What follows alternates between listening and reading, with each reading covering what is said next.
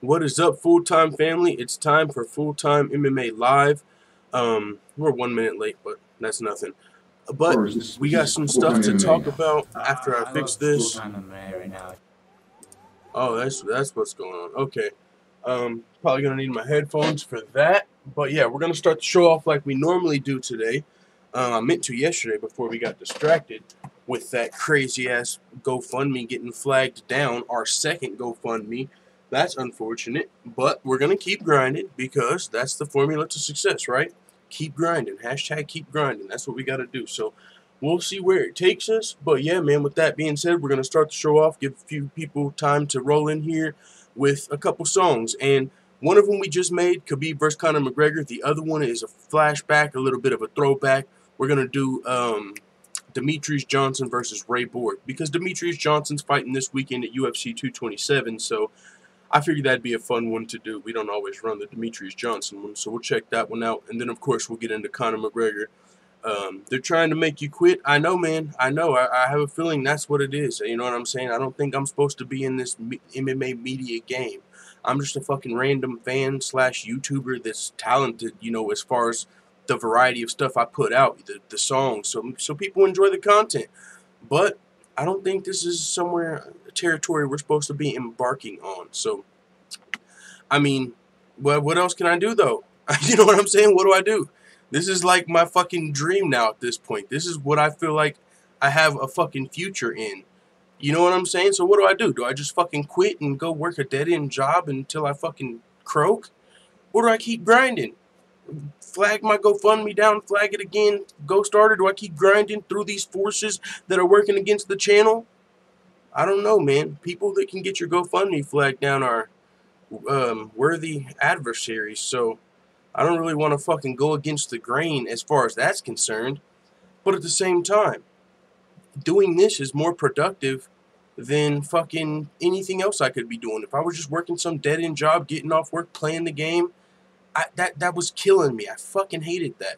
Now I have something to do, and we got fucking people working against us. So all we can do is keep grinding. There's two options: give up or keep grinding. I don't see myself giving up. So fucking, we got an uphill battle, but it is what it is. Let's look for this Demetrius Johnson rap. But the good news is I didn't just find out about that shit. So you know what I'm saying? Today's show's not gonna be as fucking down. I was a little pissed off yesterday, you know, but I'm good today. I mean, it is what it is. All you can do is keep grinding, wake up tomorrow, put your motherfucking head down, and keep working. People don't want you to succeed. People want you to stay down. I mean, you can't let them win. That's what they want. So I mean, I got no other option. I mean, I'm gonna have to put out less because I'm gonna have to still pick up another dead-end job, which I have work tomorrow during the live stream, actually. So we'll have to do our live stream early because tomorrow I work from 2 to 10:30 p.m. and normally we go live at 6 my time. So that would be when I'm going on lunch. So tomorrow we'll probably have to do the live show earlier in the daytime since I have to go to a different job tomorrow. But with that being said, I see a hit in the super chat. What's going on, full-time family? Blake Neely said, get after it, full-time. That's what we're going to do, man. Fuck that treadmill life. Anyone that chooses that deserves the results of those choices. Bro, the treadmill life is literally where I was before this channel, not because I chose it. Like, the people around me that I live with, they choose that life. They're like cool with that. Hey, it is what it is. We're not supposed to have anything. Fucking, yeah, let's just, you know, do our thing, have our family, and work 9 to 5s, check to check. The people that I grow up around, that's what they do, unless they're addicted on drugs, and they're probably going to be dying soon. And it sucks just talking about it like that because it's parents and aunts and uncles, but literally that's where I come from, a bunch of people that don't have dreams, and I was falling into that trap, you know. And now that I'm pulling myself out, people are trying to kick me the fuck back down there, so I gotta keep grinding. So thank you very much for the $2, Blake Neely, on the super chat. Get after it, full time. That's what I'm gonna do. So let's play this song and we'll motherfucking get to the news. Hey yo, hey, mic check. It's Mighty Mouse in this bitch. And fuck John Jones. Hey. And fuck John Jones. Fuck Ray Borg, I'm about to knock him out. I'ma move up and bite TJ, I'ma shut that nigga's mouth. Shut his mouth. And fuck John Jones, I'm the #1 pound for pound. While you was out sandblasting hoes, I was defending my crown. I'm at the house smoking kush, playing Xbox. Ray Borg think he fucking with me, boy, you need to just stop. I'm about to beat your ass till I make the ref stop. Sniper gang start the TKO with the headshot. What? Hey yo, What the fuck? You ain't Kodak. You ain't Sniper gang. You're a fucking rat. Let's get it. Mighty Mouse, or should I say Mighty Rat? You was scared to fight TJ, so I have to fight your ass. So prep to die September 9th, I'ma end your fucking life. I'ma end your fucking run, I'ma end the fucking hive. See, some people call me Ray Borg and some just call me Decon. I'ma kill any spree that this fucking rat thinking that he's on. And you ain't the GOAT either, bitch, no sir, that there would be John. And I think Conor's got a left with a bed that you can sleep on. 2, you little fucking turd. Now we out this bitch. Minnie Mouse is a bitch. woo, woo! Ray Borg got disrespectful at the end of that there rap. Holy smokes! Am I wrong for thinking Dustin Poirier is in for a battle if he fights Ferguson? You're not wrong at all. He is hell of in for a battle, but don't get it twisted. So is Ferguson.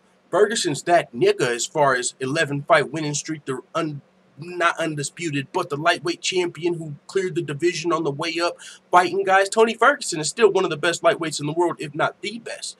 The problem is we got Conor McGregor and Khabib up there, so we kind of got to wonder what's going on with Ferguson. But really, Tony Ferguson could easily be the undisputed champion right now, if not for the politics, you know, because literally, whenever he was the interim champion, when the UFC stripped Conor McGregor, in a perfect world, when the champion gets stripped, the interim champion becomes champion. We saw that when George St. Pierre vacated his title. Robert Whittaker became the champion. You know what I'm saying? Undisputed champ. So in a perfect world, Tony Ferguson would have became the champ and Khabib would have been fighting for the interim belt. But if Khabib fights Ali Quinta for the interim belt and Tony Ferguson's the undisputed champion who's injured, that throws everything off. You know, because then we're waiting for Khabib versus Ferguson, because the guy is injured that's champion. That fucks up the whole McGregor versus Khabib thing, kind of. So, you know what I'm saying? Tony Ferguson's that dude. But at the same time, we've also seen Tony Ferguson in trouble, right? When he fought Lando Venata, it was short notice. He couldn't prepare. But Tony Ferguson, he's been on skates once or twice in his career. He's been in trouble. And Dustin Poirier is the type of guy, if he puts you on skates, he's coming for the finish. So Tony Ferguson versus Dustin Poirier would be an amazing fight. And the reason that I have that in the headline is because Dustin Poirier, we're going to talk about in a second, he said he's willing to fight another time before the title. But the money's going to have to be right. He knows he deserves a title shot, so it's title shot or cash me out. You know what I'm saying? And that's where we're at. But if he does get cashed out, and Tony Ferguson has echoed these sentiments as well, I don't care about the belt if I'm getting paid like a champion. So if they give these guys championship pay, I'm sure they'll let them do what they need to do. You know, as a business, you need Conor McGregor versus Khabib to happen. Biggest fight of all time at this point. So yeah, you've got some lightweights that deserve title shots, but that's not the best business move. If you want to fucking make millions of dollars, you get Conor McGregor fighting Khabib wherever the hell it happens. Madison Square Garden or Las Vegas. And you know what I'm saying? If Tony Ferguson and Dustin Poirier, who rightfully do deserve their title shots, you don't want them sitting out, right? You know what I'm saying? And waiting for the title shot like a lot of people do when they feel like they've earned it. Some people are like, fuck that. I earned my title shot. I'll wait until you guys need an opponent. And I'll wait for my title shot. We've saw that before. But it looks like Dustin Poirier and Tony Ferguson are willing to scrap it out for that rightful #1 contender spot if they're paid accordingly. And now that's probably going to take but I think the UFC could do that. I'm a damn fool is what I am, MT. My guy, Stamina. Man, it's good to see my motherfucking family in here. Mary Thomas, Forward Thinking, Stamina MC, Leon Dubson. It's good to motherfucking load up and see y'all's names in the motherfreaking chat. I appreciate it, man. Y'all are my fucking people, dude. It's good to see some of the fam talking MMA, man. Dope shit. So, with that being said, let's run this last little rippity rap real quick. Hey! Yo, I'm not gonna lie real quick on the Cardi B tip. I've been having to get in my brother's ass. Pause. No, but every time he's talking or something, this song is stuck in his head. This Cardi, Hatta, Molly, Yeah, I'm Cardi B, but I run this shit like cardio. I'm just saying that Cardi B shit has been vibrant lately around where I'm at. Not just the girls, but even my fucking brother. You know, so that's really why I kind of picked this beat. But yo, let's run it. They call me Conor McGregor, there's no one better. I'm a fuck Khabib up, then go rematch for money Mayweather. If this dog shit Dagestani thinks he can stand with me, I'll damage him and leave him panicking. Let Russia know I am the king. I don't like you, won't even pretend to try to. I've waited this long to fight you. You shouldn't have fucked with my crew. You ambush Artem Lobov in the hotel lobby, so we went and called gang. Now I'm coked up off of Molly, now I'm coming to the stage. So I think that you should probably stay the fuck up out my way. Somebody get me a dolly. God damn it.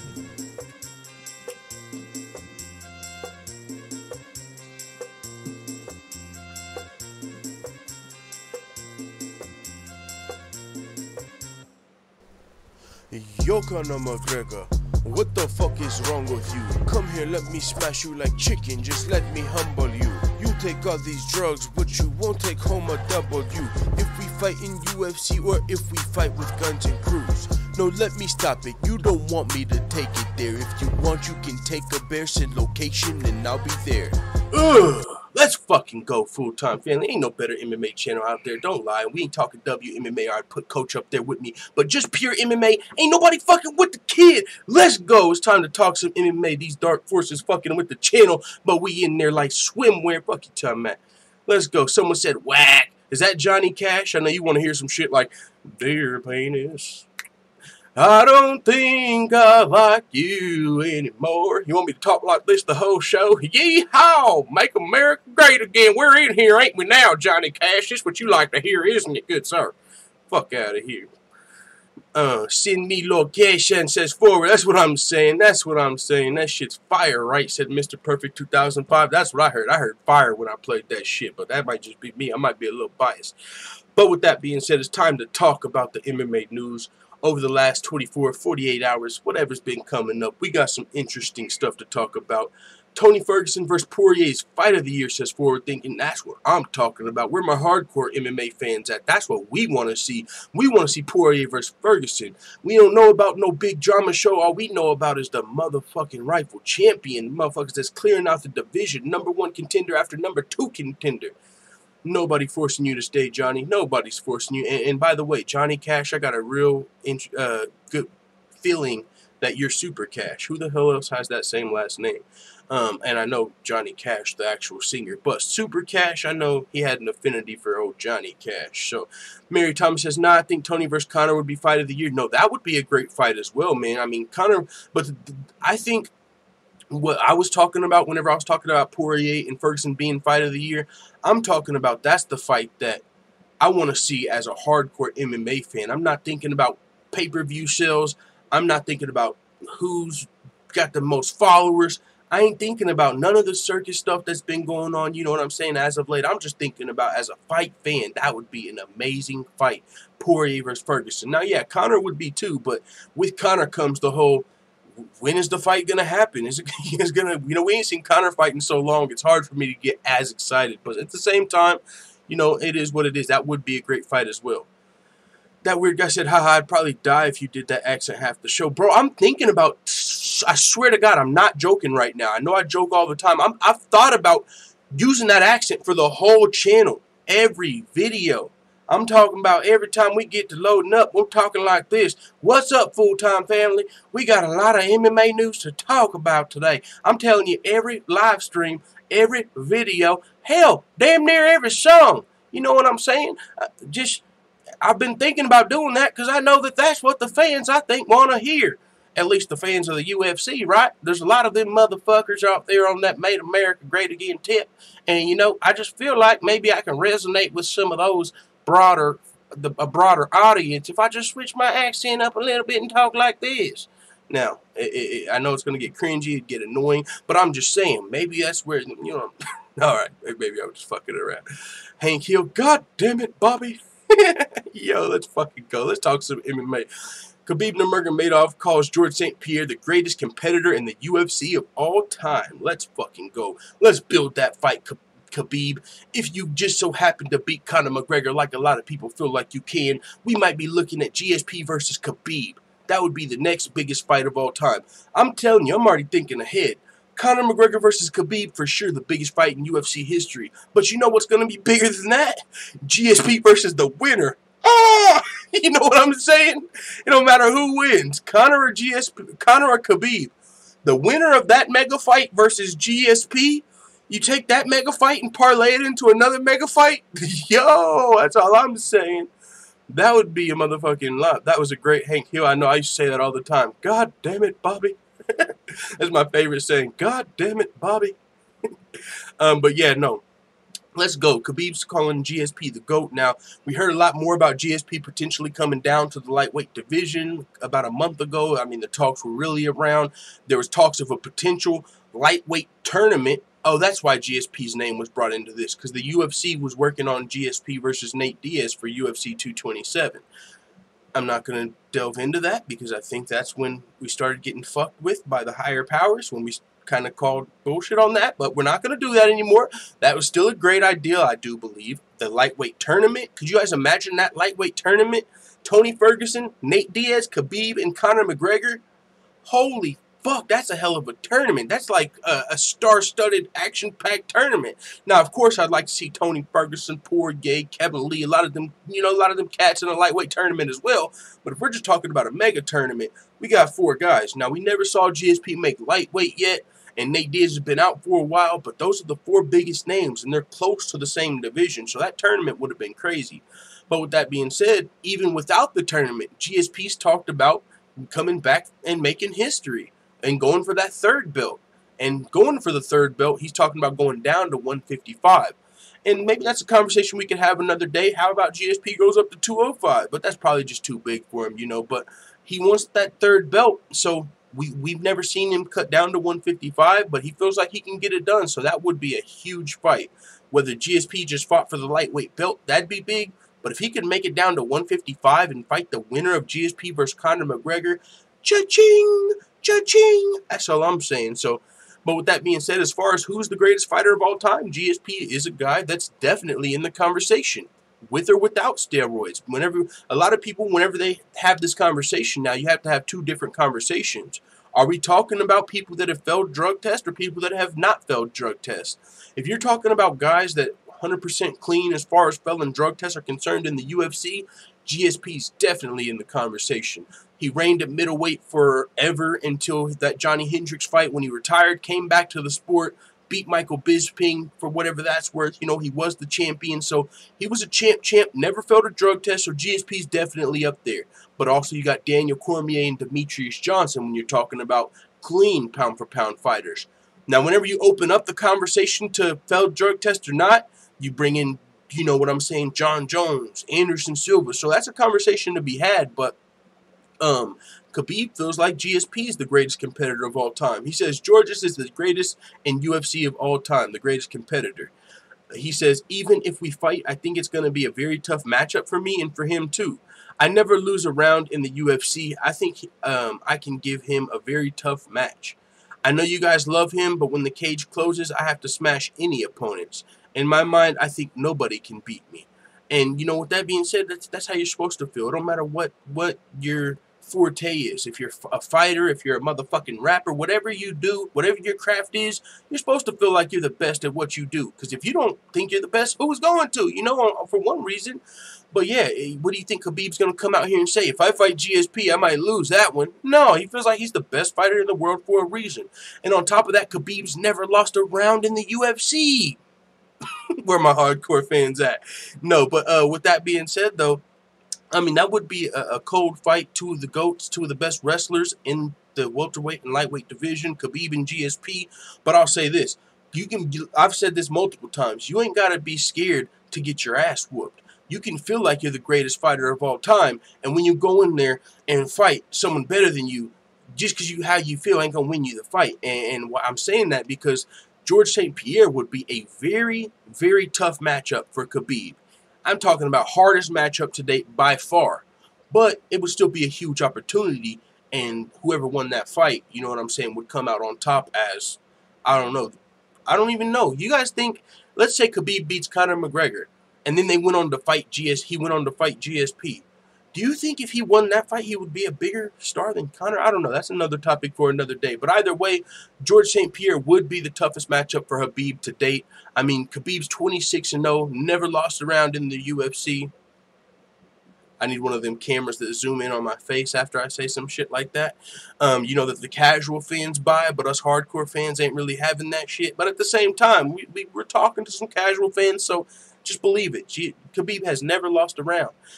But with that being said, he might against GSP. GSP, a guy coming down from welterweight, might have the size advantage, the grappling. I mean, Khabib, he beat the fuck out of Edson Barboza, Michael Johnson, and Ali Quinta. But to be fair, none of them had the grappling prowess of a GSP on top of the size. So that would be a terrible, I don't know about a terrible matchup for Khabib, but as far as who he's been fighting lately, it seems like a bad matchup. But at the same time, he feels like he could beat him. So, and if GSP went down to 155, he might be drained. You've never seen him fight at 155. He might, you know what I'm saying, come into the fight a little loopy because of the weight cut. And he might get clipped up or be that much more fatigued. So he's got a chance. He's not all the way out of it. But on paper, I feel like George St. Pierre is a bad matchup. If Khabib wins, there will be a rematch, Seismic Shock says. Shoot, if Conor wins, maybe there's a rematch. Maybe not. You know, definitely if he knocks him out. But I'm just saying, Khabib's the champ right now. Normally, it's the champion that gets the rematch. But at the same time, it was kind of already Conor's belt. And even if you're the champion and you get knocked out in the first round, you're not guaranteed a rematch. You know what I'm saying? We saw that with Michael Bisping and Luke Rockhold. So, but yeah, man, I can't wait for the fight to even be announced. It looks like we're at negotiations. Khabib's team's starting to talk about money, right? They said something about, you know, if Conor's getting 100 million, we want 10. You know, and 10 million sounds like a lot for a UFC fighter not named Conor McGregor. And you don't want to see Khabib's manager price them out the game, but I don't think he's going to do that. I just think he knows Khabib's worth. He knows this is a huge fight, and he knows the UFC wants to get the job done. I don't think he's going to go into the negotiations like my way or the highway. This is a guy that's got a great track record with the UFC, getting fights booked, getting his guys title fights, getting them what they deserve, Ali Abdelaziz. So I believe that if the UFC said, listen, you're not getting 10 million because Conor's not getting 100 million this fight. This isn't Floyd Mayweather. I get it. It's a big fight, but it's not Floyd Mayweather. So I tell you what, it seems like you're asking for 10% of what Conor's making. How about we just do that? And I think he would take the deal. It's not like a 10 million set in stone, 10 million or we don't fight Conor. Because when you're fighting Conor, for one, you can't make those type of demands. People want to see Conor fight, just being honest. Everyone wants to see Khabib too, the undefeated 26-0 Russian that Conor's going to be fighting. The whole Dali, send me location. Everyone wants to see Khabib too, but let's not kid ourselves here. Conor McGregor is the A side. I don't know about in Russia. Maybe Khabib's the A side in Russia, but everywhere else, it's Conor McGregor we're talking about. So Khabib's coming into this fight as the champion, but I believe Conor's still the A side. You know what I'm saying? Khabib is profitable versus Conor. That's his and only point, says Stamina MC.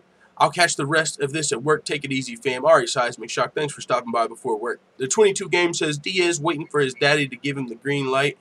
Chill, man. Don't disrespect my guy like that.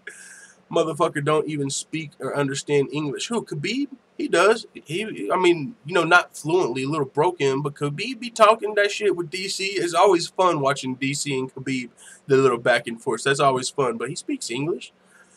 Forward Thinking says, I can imagine Khabib taking hella shit talking hella shit while smashing Conor on the mat. Why didn't you send me location? I must make you humble. Oh, dude, you just made me that much more excited for the fight. Khabib, he's a guy that does talk to his opponents when he's putting that Khabib smash down. So, yo, that would be, I would love to hear, like, they need Khabib mic'd up while he's smashing Conor, you know, if he is. Like, or, you know how, did you guys see when Paul Daly fought John Fitch at Bellator recently? It sucks that I'm laughing at it because it's kind of fucked up if you're Paul Daly. But Paul Daly, you know, he's more of a striker going against the wrestler of wrestlers that his goal is to hold you down there and grind you out, John Fitch. And John Fitch has a takedown on Paul Daly against the fence, and he's just controlling him against the fence. And Bellator sticks that motherfucking camera right in Paul Daly's face, like, you know, so he starts screaming at the camera, who wants to see this? He's not even fighting. You know, because it was just super embarrassing if you're Paul Daly. You're getting held down. They got the camera in your face, and John Fitcher's just putting the grinding you out. So he started trying to get one back in. But what I'm saying is that needs to happen here. If Conor McGregor is down against the fence or whatever's going on, we need a microphone, one of them big-ass boom mics over the octagon. You know what I'm saying? Because you don't have a shirt to clip a mic on, so they just need to get one of them big-ass boom mics over the octagon so we can hear every word. And then a camera there, too. Yo, let's fucking go. Yeah, I can picture that, too. He talked to Michael Johnson. He was a friend by all accounts. Just imagine the trash talk with Conor. Yo, let's go. I can't wait for this fight. My boy Forward Thinking says, let's fucking go. But with that being said, you know, Khabib calling GSP the GOAT, the greatest competitor of all time. And, you know, that's a potential fight we could be seeing. But, yo, and you can't count Khabib out. I actually think Khabib likely wins this fight versus Conor McGregor. And Conor McGregor definitely has a chance, but I think Khabib has more paths to victory. I mean, of course, Conor can always knock you out, and yeah, he could win a decision. But I think if it goes to a decision, it favors Khabib. I mean, if you're talking about who's got the better cardio out of the two, I think it's fair to say Khabib. We've seen him in multiple 5-round fights, never looked like he was gassed. We've seen Conor McGregor, you know what I'm saying, run out of energy earlier in the fight. So cardio, I think we give that edge to Khabib. Grappling, not close, Khabib. Now, striking is really the edge you give Conor. Even jiu-jitsu. It's not like you look at Conor McGregor like, oh, he's got the striking and the jiu-jitsu advantage. I mean, really, Conor's going to have to knock Khabib out. And that's going to be tough. And so with that being said, Khabib could very well win this fight. But what if Conor McGregor, like, fucking caught Khabib on his way in and knocked him out? What if Conor wins? Holy fuck. And I'm saying that because then, what if Conor beats Khabib and then he has to go try and conquer GSP? Oh my God. Like, it's one thing if Khabib wins and fights GSP. That's still a fun fight, great fight. But if Conor can beat Khabib and then fight GSP, that's a whole nother magnitude. Like, Khabib's a big star, and that fight would be huge in Russia, I'm sure, versus GSP. It'd be big around the world, because GSP's a big star. But Conor versus GSP, that, I asked the question before. Do you think that Khabib versus Conor is going to do the same numbers or close to Mayweather-McGregor? I'm not sure. It's going to be the biggest UFC fight of all time, but Mayweather-McGregor was special. That was the top of two sports colliding. Mayweather-McGregor, I feel like, had more buzz and was a little bigger than McGregor-Khabib.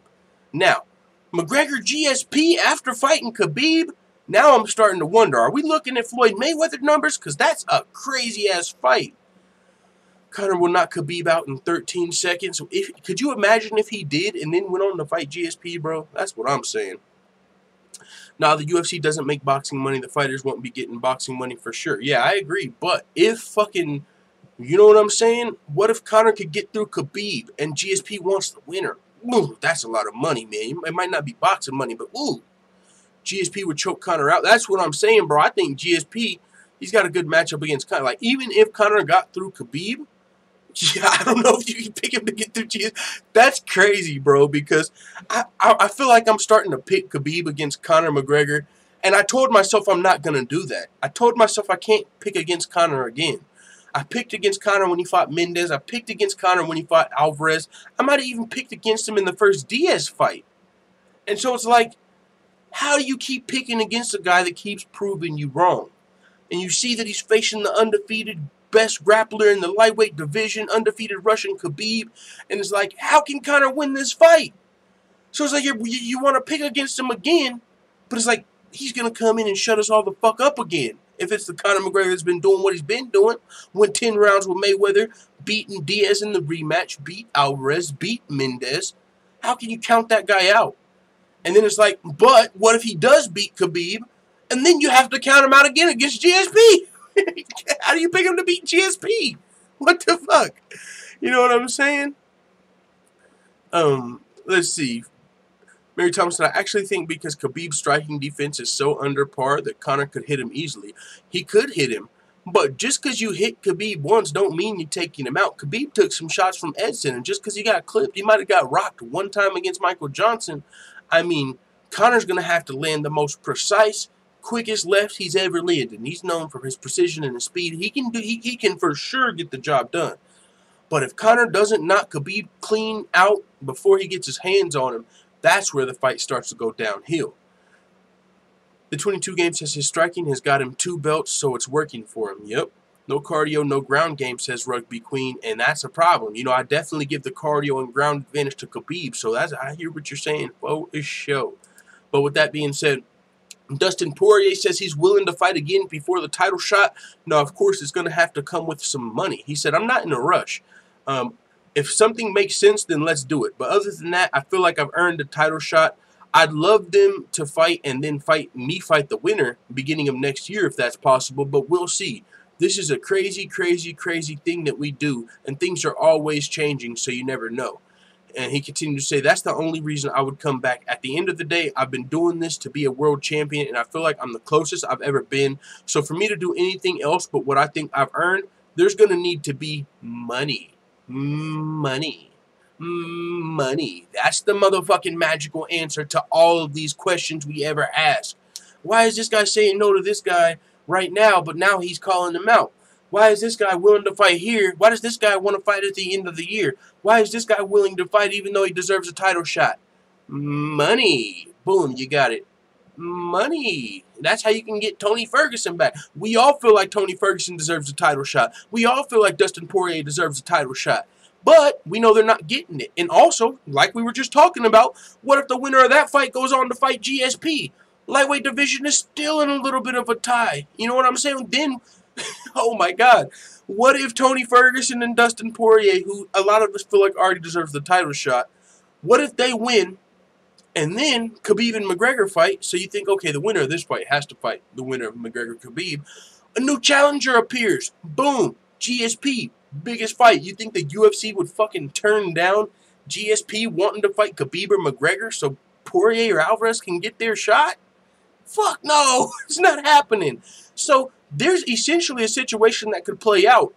Poirier and Ferguson could fight, and the winner still might not get a title shot. Now, that would be crazy.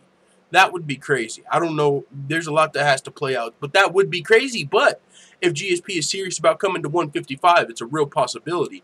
But with that being said, these guys have said they're willing to fight. That's a good thing for us. We don't have to worry about Dustin Poirier and Tony Ferguson sitting out unless the UFC is not going to pay him. But Dustin Poirier, he's coming off of a couple Fight of the Nights, if I'm not mistaken.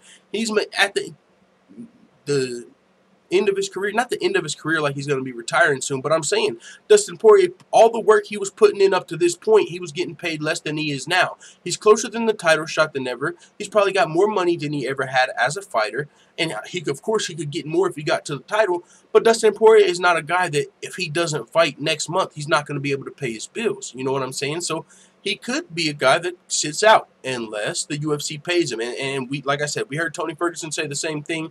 He said if the UFC pays him like a champion, forget the belt. I don't give a damn if I got an interim strap on my shoulder if I'm getting paid. So I think that's the only way we see this fight happening, Poirier versus Ferguson. But even then, I mean, you know what I'm saying? What are they fighting for? I mean, if anyone deserves an interim title, it's going to be the winner of these guys. But what the fuck is an interim title at this point? Maybe they don't want that. Just give me the cash. So we might be getting to see that fight. That's good news. With that being said, we got a press conference coming up Friday. The UFC has announced more than a dozen fighters to promote future cards. You know, if you think about like a summer press conference kickoff, you know what I'm saying? There's a lot of people that, like the most recent one was UFC 25th anniversary press conference. That had like Colby Covington, KAMARU Usman, TJ Dillashaw, Cody Garbrandt, you know, a lot of the people that are going to be headlining some of these cards. I mean, that are coming up for the rest of the year. So the real question I think that I'm curious about is, are Khabib and McGregor going to be there? You know, that's a fight we all want to see. Maybe UFC 229, 230, 232. We're not sure the exact date, but if it's going to get put together, we would love to see them at a press conference. Now, they're still negotiating, so we might actually not see Khabib and Conor McGregor at this press conference, not just because they're still negotiating, but also you could imagine if Khabib and Conor McGregor are sitting at the damn dais with 30 other fighters. We know where the questions are going. they're going to Conor McGregor and Khabib, but mainly Conor. I mean, Conor McGregor, I mean, does it feel good to be back at a press conference? Like, they'll ask Conor the littlest shit. And so, do you really want Conor and Khabib to be stealing, you know, everybody else's shine? And they could have their own press conference, kind of like Mayweather and McGregor. They might need to stop at multiple places just for McGregor and Khabib, let alone this with all these other fighters. So,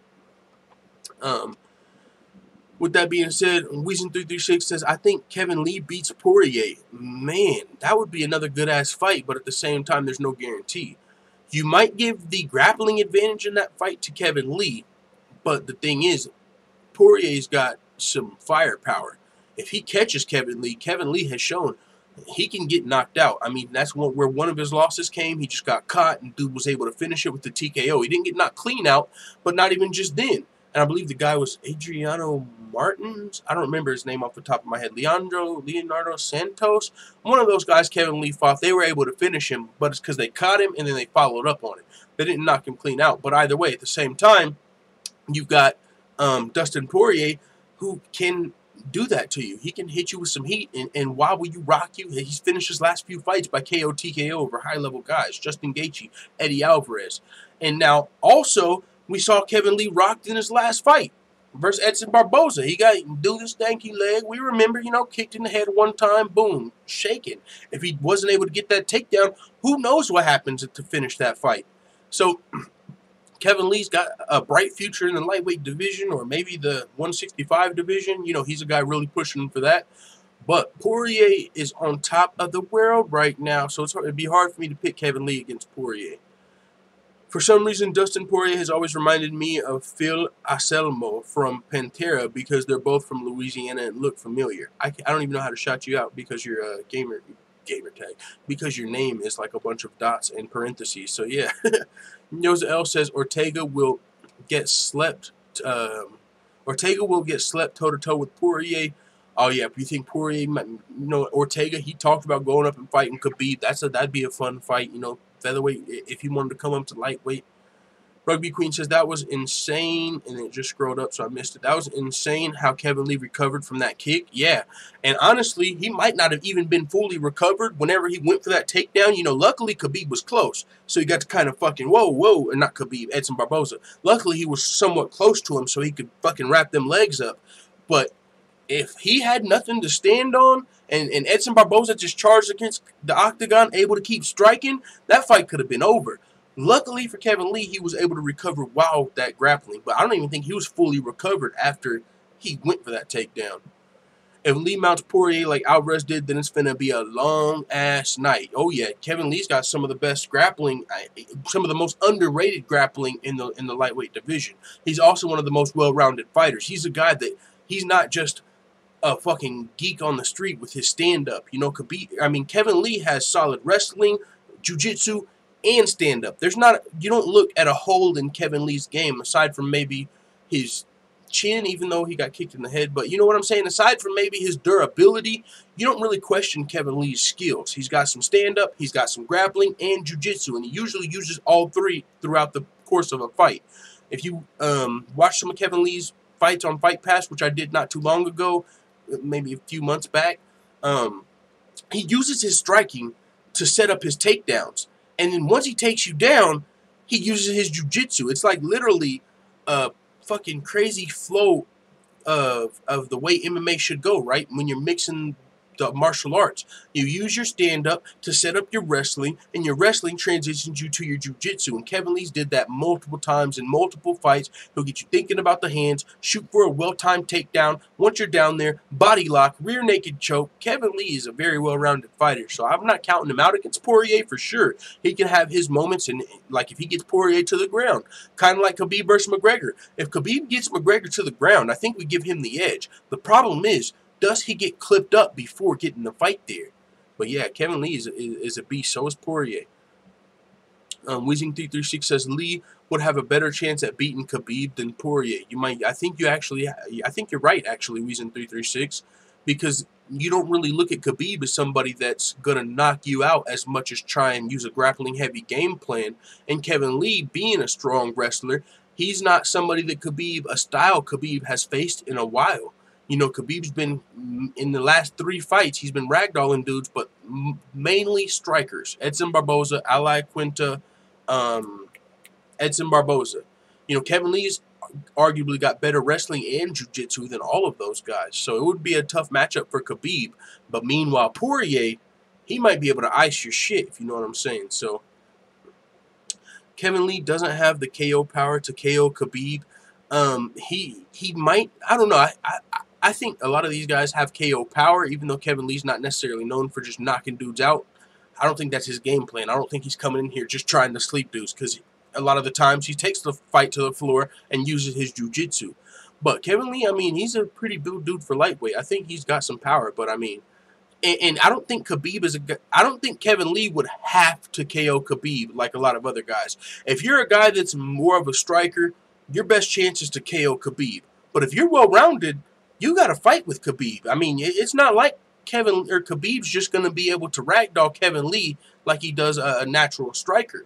You know, we've seen him do it to the only person on Khabib's resume that you've really seen that you can compare to Kevin Lee as far as being well-rounded as of late. That's one of the best fighters in the world is RDA. Now, Khabib looked amazing against Rafael Dos Anjos, but other than that, he hasn't really been fighting guys with the grappling prowess of a Kevin Lee. So it's not going to be just, oh, if I get my hands on Kevin Lee. Same with Eddie Alvarez. I mean, Khabib is great at what he does. Fucking amazing. What we've been seeing, what he's been doing to these guys. But Eddie Alvarez, Kevin Lee, they just present different styles that we haven't really saw Khabib face at the highest level, aside from that RDA fight. But to be fair, is RDA's wrestling on the same level as Kevin Lee or Eddie Alvarez? I mean, I'm sure his jiu-jitsu is, but the wrestling is why I would love to see Khabib versus Eddie Alvarez or Khabib versus Kevin Lee. Kevin Lee's been calling Khabib out since we didn't even know Kevin Lee. You know, I want to fight Khabib every time. Maybe he sees something there. But yeah, Kevin Lee, he doesn't have to utilize the same game plan. For Kevin Lee, it's not like you better knock him out before he gets his hands on you. He's going to be able to utilize some better takedown defense. Who knows? He might get his own takedown.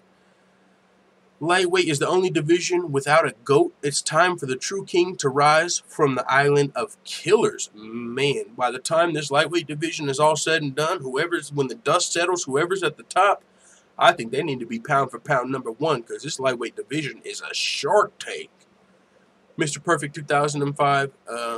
No, they overrate Dos Anjos wrestling because what he did to Pettis, but who doesn't do that to Pettis? That's what I'm saying. RDA, I mean, I know he's got some...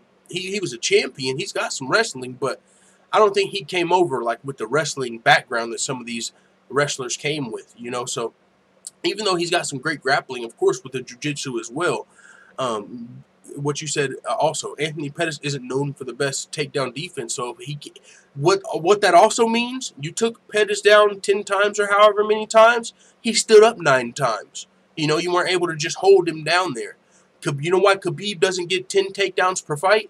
Because when he gets you down there, you're staying down there. I don't need to get 10 takedowns because after I take you down once, that's the one I need. Boom, boom, boom. Ain't no getting back up, taking you back down, getting back up, taking you back down. The better wrestlers ain't letting you back up. So the fact that Pettis got up 9 times, you know what I'm saying? That's a great point. It's where you place the shot, bruh. Yeah, it's about that precision, you know. That weird guy says, man, 155 full of killers. They need to make the division up with mad lightweight contender matchups. Like they're doing in Madison Square Garden, right? Fucking middleweight Square Garden. Now, we aren't 100% sure if Romero's going to take the fight with Costa, even though it was already announced, right? We saw the damn poster for this fight. I believe the UFC Canada, or one of the UFC branches, they announced the fight. So the fight was kind of already announced between Costa and Romero, but you'll see, we'll talk about it in a second. Paulo Costa's still trying to put the pressure on Romero to take the fight, so that's a weird situation. But if that does happen at Madison Square Garden, you got Branch versus Jacare, Weidman versus Weidman versus Costa is supposed to be going down, or is it Costa versus Romero? Either way, there's a lot of middleweight fights going on. David Branch was supposed to be fighting. David Branch is fighting Jacare. I mean, just think about the top middleweights in the UFC, and they're likely on this card. Luke Rockhold versus Weidman. That's the one. Rockhold versus Weidman is being targeted for this card. Romero versus Costa. Brunson versus Branch. Who's another top middleweight? I bet you they're trying to put him on this card.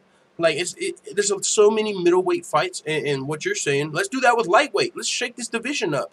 But the problem with lightweight is there's not as much of an incentive for these guys because they don't know what's happening with the title.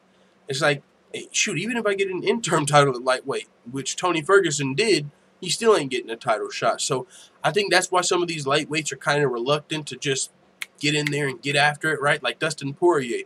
He said, yeah, I'll fight again before a title shot, but they're going to have to pay me because I earned a title shot. So Tony Ferguson, you think he just wants to fight some fucking up-and-comer like when he deserves a title shot? So there's a lot of people that are probably going to play that hand like, I'm trying to either get cashed out or wait on my title shot. So that's why I think you can't really do it as much at lightweight. And then on top of that, Nate Diaz is a lightweight. I believe he's still ranked in the top 10. And I believe we just passed 2 years since his last fight. But it is what it is. I think Ronda Rousey, yeah, she fought at UFC 207, right? And Nate Diaz fought at UFC 202. So, honestly, Nate Diaz hasn't fought since before Ronda Rousey. Holy smokes. When you think about it like that, that's kind of crazy. Ronda Rousey fought in the UFC. She's already fought like 10 fucking WWE matches since her last UFC fight. And all of that in the time since Nate's last fight. And so he's in the lightweight division. That's a spot that's kind of set in stone. So, yeah, man, a lot of interesting things playing out in the lightweight division. But I wonder if they said which fighters are going to be here yet. There have been no official announcements for the headlining bouts of UFC 229 or UFC 230. It's possible those announcements will come at the press conference Friday, which will be hosted by UFC President Dana White. So, Friday, we're going to get a lot of news, a lot of, press conference action. Who knows what's going to happen at the press conference? Who knows who's going to be there? I would imagine, the headliners of, like, even the fight nights, like UFC's going to Argentina. Maybe Santiago Ponzinibbio's on the card. Maybe he's on the dais. But with that being said, there's no headliner for 229 or 230 yet. So maybe it's not as star-studded, but it's still going to be a great press conference with a lot of news to come out of it. So that's coming up this Friday. Stem to MC, speaking with Forward Thinking, Forward says, if Conor wins, he ain't never fighting Nate. I don't know, man. I think Conor is going to fight Nate again, even win or lose. I think Conor wants that payday. You know what I'm saying? It's a very winnable matchup. It's not like Conor has any reason to be scared of Nate Diaz.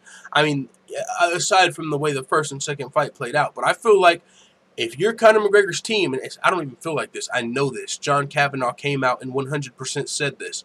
He said if we were going to pick an opponent for Conor McGregor, the perfect style matchup, it would be a guy like Nate Diaz. He doesn't shoot for a lot of takedowns.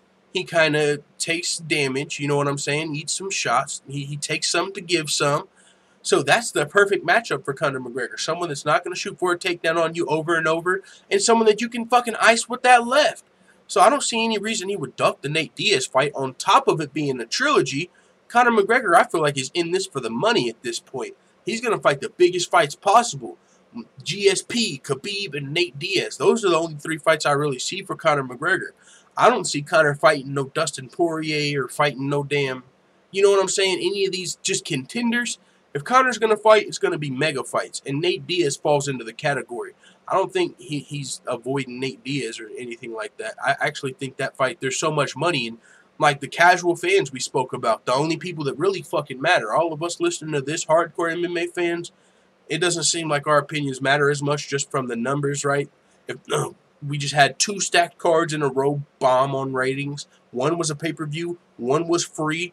UFC 225, UFC on Fox 30. They both did numbers that made no sense as an MMA fan because the cards were so stacked, but no one else cared. And what they do care about, though, is Nate Diaz. They don't know Nate Diaz is talking about bike season and coming back and he's not fighting. All they're going to know, since they know who Nate Diaz is, when the fight gets announced, Conor versus Nate, they're going to be like, oh, Conor versus Nate, it's happening, let's fucking watch, because they know who Nate Diaz is. So that's a big crossover fight. That's not just an MMA fight at this point. You know what I'm saying? So I think that would definitely take place for the paper. That weird guy says, as long as Diaz doesn't lose anytime soon, he's still fighting Conor. Too much money to miss out on. Exactly. My guy's motherfucking thinking. As long as Diaz doesn't lose anytime soon. And guess what Nate Diaz isn't doing? he hasn't been fighting, you know? And, you know, if Nate Diaz would have been fighting this whole time, who knows? Let's just say, let's be generous, 2 fights a year. What if he lost 3 out of 4 of those fights? Do you guys think the McGregor fight's going to be the same if Nate Diaz isn't just coming off of that last fight? I mean, I don't know. Yeah, I definitely agree with that weird guy. I think there's too much money to lose to not fight Nate Diaz in a trilogy fight. What other Conor McGregor fight is a trilogy? The world has not got to see Conor McGregor in a trilogy fight yet. We haven't got to see that. That's a big thing. 165-pound class is needed. Colby, Lee, GSP, Wonderboy, RDA, Diaz. Yeah, that would be a dope division. I mean, this is my thing on the 165-pound division, though. I don't want it to water down the sport. Now, maybe it won't, but I feel like it did water down boxing. And that's always been one of the turnoffs for me in boxing. I mean, aside the fact that I fall asleep halfway through the card. But another thing is, like, I be seeing dudes with like 20 fucking belts. Oh, I'm the 154-pound champion, the 157-pound champion, the 159-pound champion. It's like, what? What are all these divisions? And then it's like, oh, if I lose here, I'm going here. You know, it's because I cut 3 too many pounds. It's like, what? It was what? So that's one thing that kind of distances me from the weight cutting thing. The reason I like it is the reasons you just gave. All of these fighters that are either a little too big for 155 or maybe they can cut 5 more pounds and give us a bunch of new matchups. But I don't know, as far as, you know, fighter safety and fighter health, which is a reason Kevin Lee is advocating for it. I don't know if that's a great reason either, right? What if you got a guy, like let's use Tyron Woodley as an example. He makes 170, but it's hard. So you would think if they made these new weight classes, Tyron Woodley would just go up to 175, right? Maybe that's not the case. Maybe he's like, do I want to go up and fight bigger guys, or maybe I can just cut that 5 pounds. I've been making 170. Maybe, just maybe, I can make 165. So maybe now a guy like Tyron Woodley or Darren Till, who's making 170, but it's hard, now they try and make 165. That would make it actually worse on their bodies. Now you've got guys that used to fight at 170, so maybe now they're trying to make 165. Ideally, you would like them just to fight at 175. But you don't think there's guys that are going to try and cut that extra 5 pounds? So really, and like Kevin Lee, that's one of the things he talks about. Like, you know, you've got all these guys that would love to fight at 165, but how do we know some of those guys at 155 aren't going to try and cut down to the next weight? So that's an interesting thing, but I mean, the matchups would be fun. The matchups would be fun, you know what I'm saying? RDA, maybe he isn't as great at 170 because he's a little too small, but maybe he would look better at 165. I mean, you know what I'm saying? Maybe Darren Till looks better at 175. So I like the parity, but I just don't know, you know, if the grass is greener on the other side. Stamina MC says, Woodley ain't going to 165 if that division opens up. No fucking way. Now, we would love, you know, ideally, for sure. Like, what? Woodley at 165? No way. But what if it's like, do I want to fight like fucking Luke Rockhold, a bigger guy, at 175? Would that be the new division? Or maybe, just maybe, if I hook up with Mike Dolce or one of these nutritionists and get a scientific program behind me and a water load just a little bit extra, maybe I can cut that extra fight. And maybe it's not Woodley. Maybe he tries it one time and fails. But there's a lot of guys that fight at 170 right now that we got to stop acting like the weight advantage isn't real. I mean, I know that's a narrative going around, but that's why there's weight cutting. If people weren't looking for a weight advantage, they would be fighting at their natural weight class. If Tyron Woodley didn't think he was better at 170, he'd already be fighting at 185. I got to cut less weight. I'm faster. But these guys are cutting this weight for a reason. If you at 145, when Conor McGregor was fighting at 145 and looking bad during the weight cuts and draining himself all the way out, you don't think he would have rather just fought at 155? But you want to cut down as low as you can to get to that weight class. For one, you're going to probably be the biggest guy in the weight class. I mean, what's a weight class we can use as an example today? Where guys are just bigger than the other fighters. Max Holloway, he's a really big 145er, right? And so, well, why doesn't Max Holloway just cut to 155? Because he's the biggest dude at 145. So the weight advantages are somewhat real. I mean, you see guys like Kelvin Gastelum, Donald Cerrone, RDA They move up and they win some fights, but a lot of the times they're not fighting the killers of the division. I mean, we could even take it to GSP, right? He fought Michael Bisping, so there's welterweights that can beat middleweights. But can a welterweight beat Robert Whittaker and fucking Rockhold and Jacare? Probably not. Probably not. Not a guy that's coming up from welterweight. But you might be able to come up and beat Bisping and Vitor Belfort, you know, the older guys. But there's only so many of the veterans that you can really pick off as guys move up weight classes. You know, what if Darren Till and Tyron Woodley moved up to 185? There's not enough veterans in the world. Kelvin Gastelum was on a Legends ass-kicking tour. And honestly, that's probably the best bet for a guy moving up in a weight class. Because I don't think there's anybody, and let me know if I'm wrong, there's nobody that's ever moved up a weight class and went on a fucking immediately, I'm saying immediately, as soon as they moved up, just looked amazing. Now, Robert Whittaker fought at 170 way earlier in his career. He made the natural changes to where he became an actual middleweight. He wasn't playing the fence. I'll go down to 170 and up to 185 and down to 170. You know what? I'm becoming a middleweight. He fought some fights at middleweight, permanent middleweight, made the change, and now he's the champion. But a lot of the times when Weidman moves up, you know, it's not going to be as simple. Or Kelvin Gastelum, when he moved up, he got to fight a lot of the legends. When GSP moved up, he got to fight Bisping necessarily. But do you think GSP would go on the same dominant reign at 185? Do you think he can beat everybody at 185? I'm not sure. So, with that being said, so that's where my thoughts are on the 165-pound weight class. Like, ideally, it sounds good, but we just can't be sure if the grass is greener on the other side. There's going to be some fighters that try and cut more weight. Some fighters aren't going to look as good at 165 that they did at 155, and so they're like, listen, maybe it's too big, and I'm cutting back down to 155. And a lot of these fighters that talk about moving up weight classes end up staying at their weight class. Like, who was it? Rockhold was talking about moving up to 205. Yoel Romero talking about moving up to 205. And now it looks like they might be taking fights at 185 if Rockhold fights Weidman or if Romero fights Costa. So I just don't know if that's always the best decision. But, I mean, it's something new. It'd be something I would still like to see some of those matchups, like GSP versus Kevin Lee or something crazy like that. I think that only happens at 165. But GSP has talked about potentially trying to make 155. So if he couldn't do that, then we might have to open up that 165-pound division just to get that parity. But, yeah, that's another topic for another day. I'm sure we'll be talking about that more throughout the months and whatever, you know what I'm saying? But, yeah. Mary Thomas said, I'm just saying, the booty thicker than a watermelon. Ain't no way Tyron thick ass will make 165. Yo, pause, no homo. Mary's a girl, so she can say that. But just as a fucking human being just watching the fights, I'm not going to lie. You sounds gay already. But you got a point, man. That's some weird shit. Like, I don't even want to go into this because I'm starting to, you know what I'm saying, feel like this conversation's going down the wrong path. But you got a point. But, listen, I get that. There's guys you look at welterweight and you say there's no way they're making 165. But if there was already a 165-pound division, you would be saying the same thing about welterweight. If Tyron Woodley was an established 170-pound fighter and they were talking about opening up 170, you would be like, ain't no way Tyron's making 170.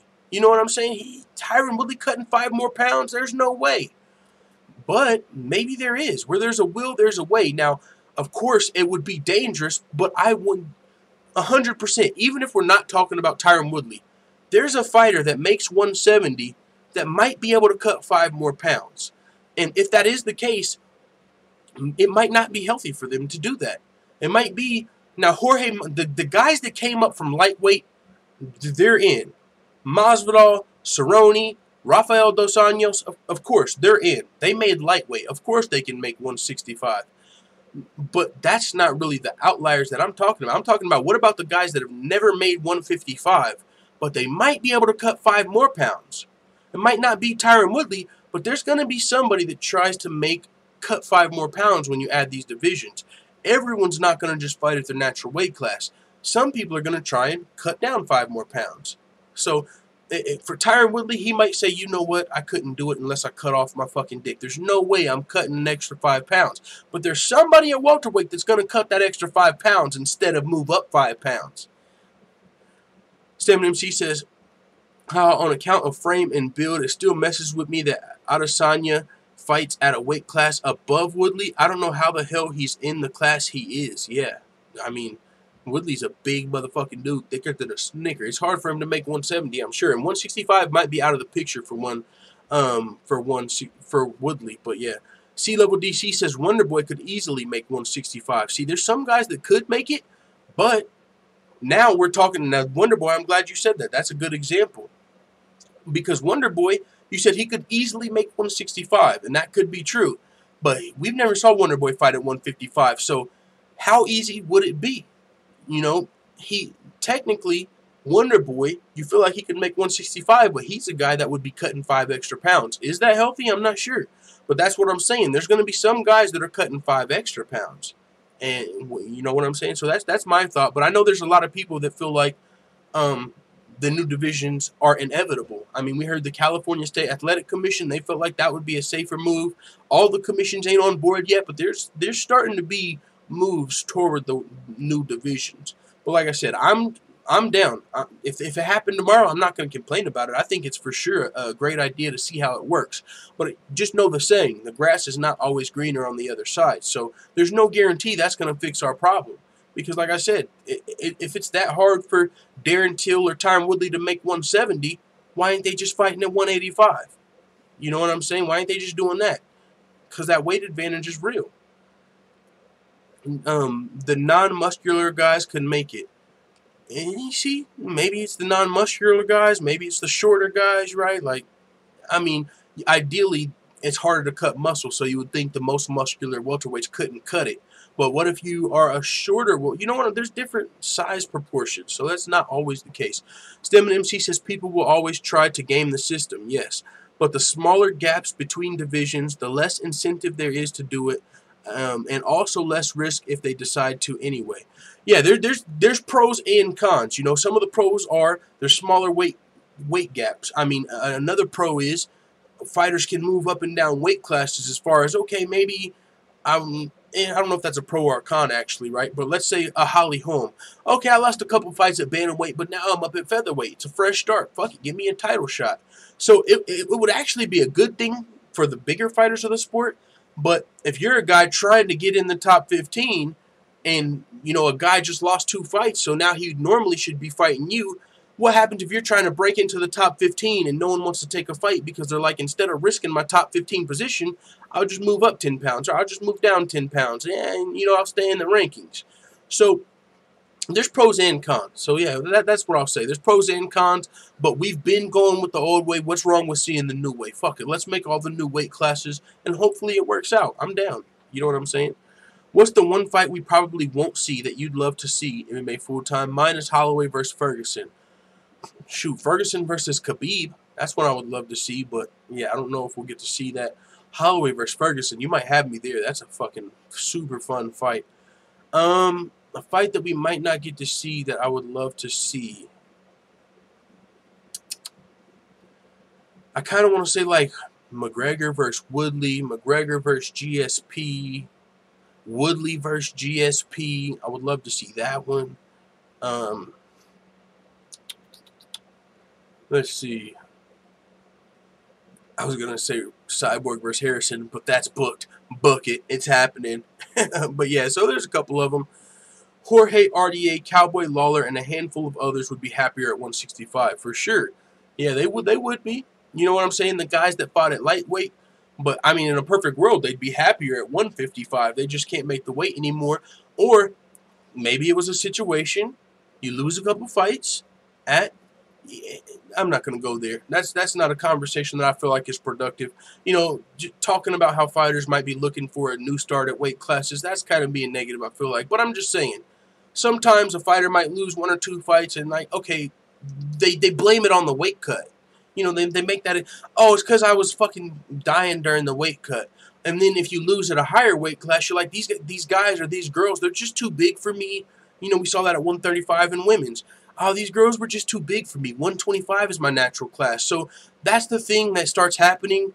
You know, that's just an excuse for some fighters, and all fighters aren't going to use that as an excuse, but some fighters are going to say, yeah, the weight cut, you know, I tried to make the weight and I was just a little drained, you know, so that's one of the cons of it, but hey, it is what it is. Nunes versus Cyborg, let's go, said Mary Thomas in the motherfucking building. Yeah, that hopefully that gets booked. It seems like maybe it will at the end of the year. Yeah, GSP is a horrible matchup for Woodley. That's what I'm saying. I would love to see that fight. I think Woodley's not a great matchup for GSP either, but I think GSP, he brings a style that Woodley hasn't faced in a while. He can grind you out. He can potentially test that cardio. So yeah. Female GOAT status on the line right there. Nunes versus Cyborg. What is it, official or something? I seen it twice now. Was it official or something? Oh, maybe that's Mary Thomas's choice. A fight that she would like to see that we haven't got to see yet. Nunes versus Cyborg. Hell yeah. Hashtag smoke her out. Yo, where's the coach when you need him? No, with that being said, appreciate everybody coming through. We got 29 watching right now. Make sure you hit thumbs up if you haven't yet. You know, with that being said, we're going to move on to the show. Appreciate everybody being here. Mark Henry worries that he put a black eye on our team with the Eddie Alvarez 12-6 elbow call. So I've seen this. I didn't really cover it yet, but it looks like Eddie Alvarez's coach called for the 12-6 elbow. Now, I didn't hear him mic'd up. I'm not sure exactly how he called it. I'm sure he didn't say, hey, throw an illegal elbow, 12-6, 12-6. You know, I don't think he was like specifically calling for an illegal elbow, but he might have said, elbow him, elbow him. And in the heat of the moment, you just start fucking throwing that elbow because you hear your coach saying elbow, and then you throw an accidental illegal elbow, and it's like, oh, fucked up the whole fight. Because if you recall, right after that 12-6 elbow, the referee stood the fight up. He took away the position. He said, listen, I'm not going to take away a point, but I am taking away the position because that was an illegal elbow. Right after that is when Dustin Poirier got the finish. So that 12-6 elbow changed the position. They went back to a stand-up position when Eddie Alvarez he was in a great position before throwing that elbow. And so when the referee stood up the fight, that might have lost Alvarez the fight, that 12-6 elbow. But it's not like Eddie Alvarez just fucking threw it, an illegal. It doesn't seem like that, at least. Eddie Alvarez just decided to throw another illegal blow. It seems like his coach actually called for it. This is what he had to say. I felt bad that I put a black eye on our team. It's pretty disappointing. All of those other fights just went down the toilet bowl quick. I was so proud of our team, and I felt like I put a damper on it for everybody. You just see something, you're going to trust your corner. I'm not an idiot. The referee, every single place, if they're your referee, they go down a list of what not to do. And that elbow, 12-6, is 100% on that list every single time. It's the equivalent to telling Eddie to knee him in the balls. I'm not going to do that and have him get stood up. Why am I going to make that call? It's stupid. He said, I would have wanted an elbow. I just don't know how else I could have conveyed it. Inside elbow, he wouldn't have hurt me. But on the second one I did, you can see me touching the inside of my elbow. I don't even remember doing it, but I guess I had his attention, but I guess it was too late. So, with that being said, he could have got a warning there. They could have gave him the position back. And also on the replay, we saw the elbow didn't even hit Poirier in the head. It actually missed. Poirier said that. I didn't even feel it. You know, the fight was stopped, and I heard him still warning him about the 12-6 elbow. But honestly, it missed. It came down and hit me like in my shoulder. So it wasn't even one of those ones that hit him in the head, which is what they're really trying to prevent. But the fact that you threw it straight down got the fight stood up. Now, with that being said, his corner was calling for an elbow, and those are very beneficial and very helpful elbows when they're in that position. But you have to throw it at an angle. Now, elbows are deadly, but you got to throw it from like motherfucking what? What's the clock? 3 to 9. You can't throw 12-6. You got to go like 3 to 9. You know what I'm saying? Those diagonal angles, those would have fucked Poirier up. But the fact that he specifically threw down the 12-6, got the fight thrown off, and some people were actually questioning if Alvarez was a dirty fighter at this point. Like, yo, we respect Alvarez, but something's got to give, dog. That's like 2 fights in a row. And I'm talking about with Poirier specifically, but if you recall, the first fight ended with Alvarez throwing an illegal knee. This fight went Poirier's way, but it came off of Alvarez throwing that damn elbow, 12-6. So his corner is taking responsibility for it, which is interesting, you know, because like I said, he probably called for an elbow, but I don't think he said, yo, 12-6 this motherfucker, 12-6. Hit him with an illegal elbow, just like I showed you. I don't think he was calling literally for a 12-6 as much as elbow him. And so he's taking the fight. He's taking it on his shoulders like a good coach. But really, I don't know if I put the blame all the way on him if he was just calling for an elbow. But if he was screaming, 12-6, Wet Willie too. I seen my guy Exist BMX. Wet Willie, Wet Willie. You know what I'm saying? That was another thing that happened. Poirier was like fucking Wet Willie in this, or Alvarez was hitting Dustin Poirier with the fucking finger in the ear. That's another little dirty tactic that was going on that people are pointing out from Eddie Alvarez's fighting. Like, yo, is he pulling off these veteran moves, these dirty moves in the octagon? What's going on? And so Mark Henry's taking credit for the 12-6 elbow, but he definitely, motherfucking Wet Willie on two. 12-6, 12-6. Kick him in the balls. Like, just straight calling out illegal moves from the corner. You know? Johnny Five said, fence grabbing, wet willieing, 12-6 elbows, cheating mofo, knee to the head, downed opponent in the last fight. But you don't want to give Eddie Alvarez, you know what I'm saying? He's UFC champion, motherfucking known for his brawls, fan favorite, very respected fighter. You know what I'm saying? That would really hurt his legacy if he started becoming known as a dirty fighter at the end of his career. But you got to stop doing that shit, brother. You know what I'm saying? But to be fair, do you guys recall him doing that in the Gaethje fight? Maybe he only does it when he needs it. If he feels like he's losing the fight, or if he feels like it's not going his way, maybe that's when he starts to pull off the veteran moves. That's actually pretty smart. But yeah, man. Mark Henry taking responsibility for those 12-6 elbows. With that being said, Eddie Alvarez, he said he thought he was in Pride, said John Taylor. Pride rules, pride never dies. No, but with that being said, though, Eddie Alvarez posted this picture on social media with a long message beside it. He talked about the fight. He talked about his coach calling for the elbow, but this is what he had to say. I mean, I guess might as well read the whole thing, right? I don't know. That's pretty long. What do y'all think? But pretty much, you know, fuck it. Let's read it. I don't want to just skip over it or paraphrase his words, but Eddie Alvarez says there's no gray areas in fighting. One man will lose and the other will win. This is why I love the game. Controversial calls, judging, and fan support can always add to the drama, but in the end, one will stand and one will fall. Hats off to Dustin and his team. He stayed calm under pressure and fought beautifully. This makes us 1-1. How does this make you 1-1? I think you mean 1-0-1. But yo, that's funny to me. That threw me off guard. He said this makes us 1-1. So Alvarez is claiming the first fight, even though it ended in a no contest with Eddie Alvarez throwing that illegal knee. He felt like, and he said this, he felt like Dustin Poirier quit. And I don't like that narrative at all. That's one of the things that Dustin Poirier took the most offense to. And honestly, you can't blame him.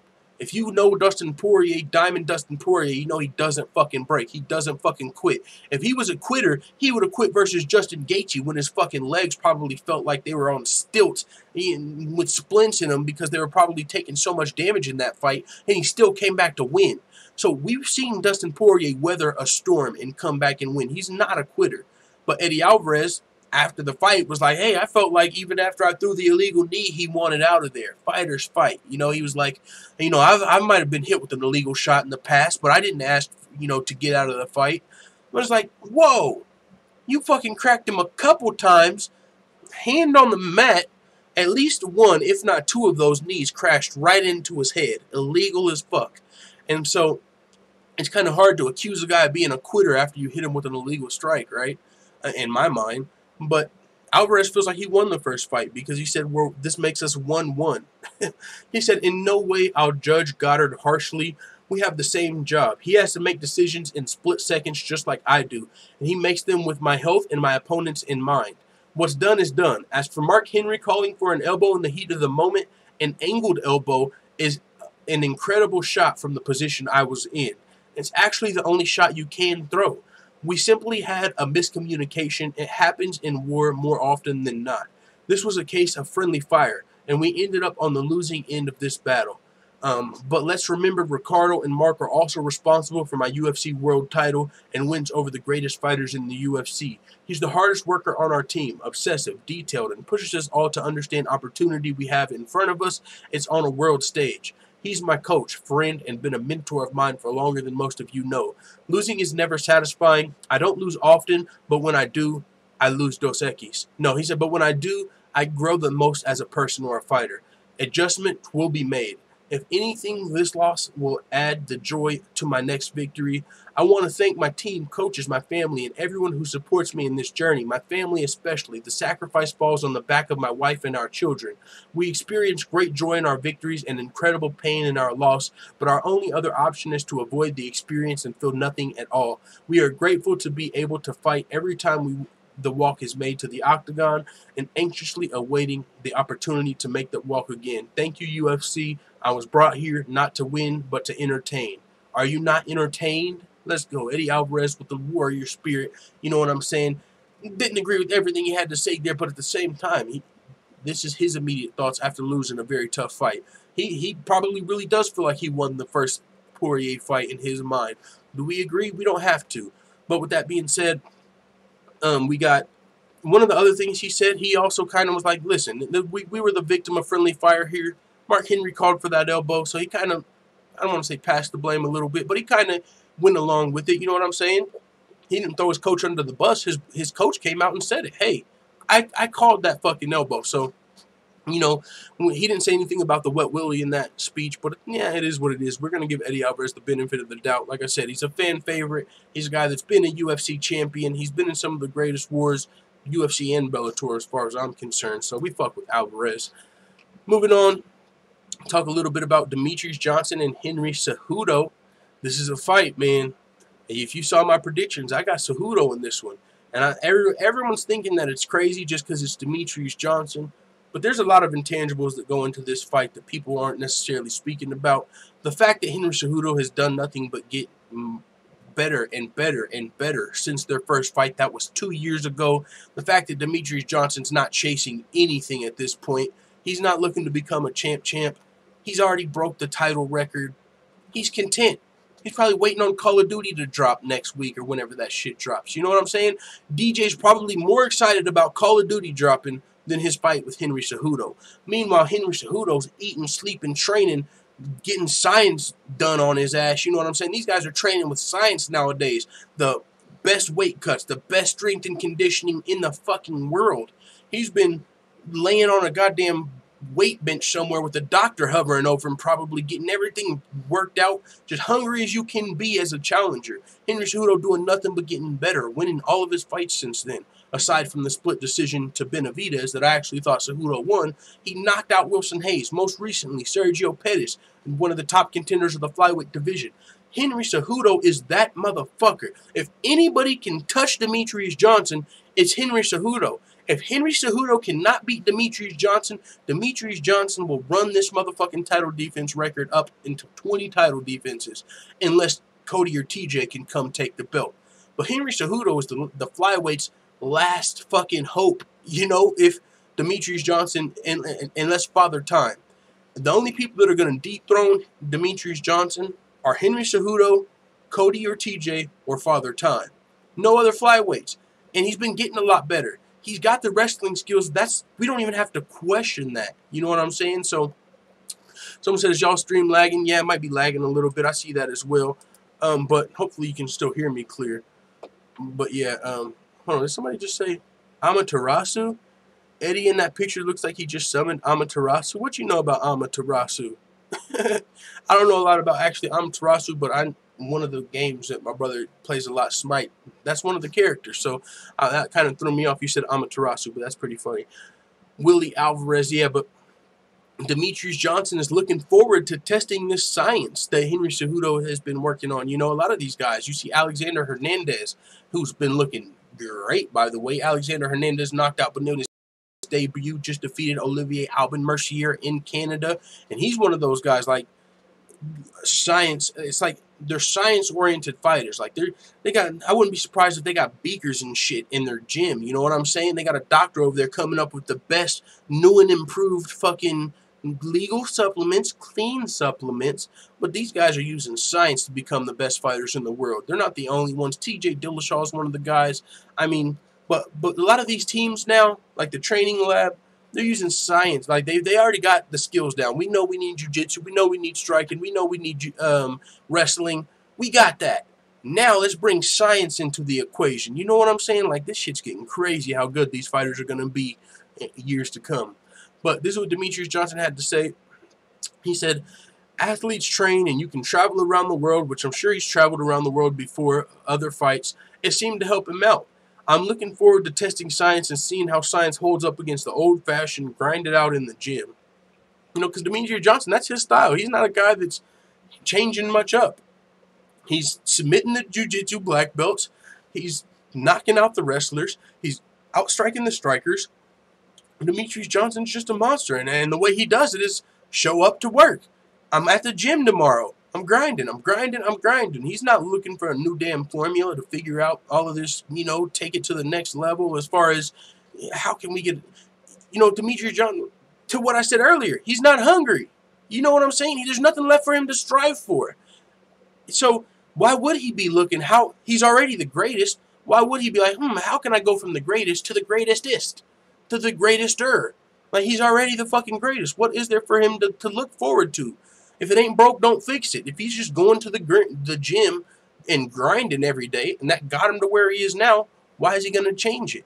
Meanwhile, Henry Cejudo is like, okay, I'm already a hell of a grinder. I got a gold medal in the Olympics because I'm such a fucking grinder. I am a savage. But now how can I turn from this grinding savage into a scientific grinding savage that's going to fuck up Demetrious Johnson? So that's what I'm talking about when I say he's more hungry. He's got a lot more to fight for. He's well-rounded. Like, there's a lot of reasons Henry Cejudo has a chance in this fight. It ain't just, oh, Demetrious is the GOAT, so he can't lose. It's not that fucking simple. This is the fight game. So a lot of people feel like that's a bold prediction, but I'm a little more comfortable in that prediction than, like, Ray Borg. When Demetrious was fighting Ray Borg, I didn't look at it the same way. I didn't look like, oh, Ray Borg might be the guy. I didn't pick Ray Borg to beat him. Henry Cejudo, to me, is just a different caliber opponent than a lot of these flyweights. And we'll see at UFC 227. If Demetrious just comes in here and fucking blows up Henry Cejudo again, you got me. You got me. No one's fucking with that guy. But I don't think that it's going to happen the exact same way. I think Henry Cejudo's he's had 2 years. Now, a lot of the times, rematches do happen the same way. But that's usually immediate rematches or fights that we're seeing shortly after. There's been 2 years off since this fight. Henry Cejudo getting more hungry, getting more skilled. Demetrious Johnson getting more content. There's 2 years off since the first fight. I don't think this one might play out the same way. But yeah, man.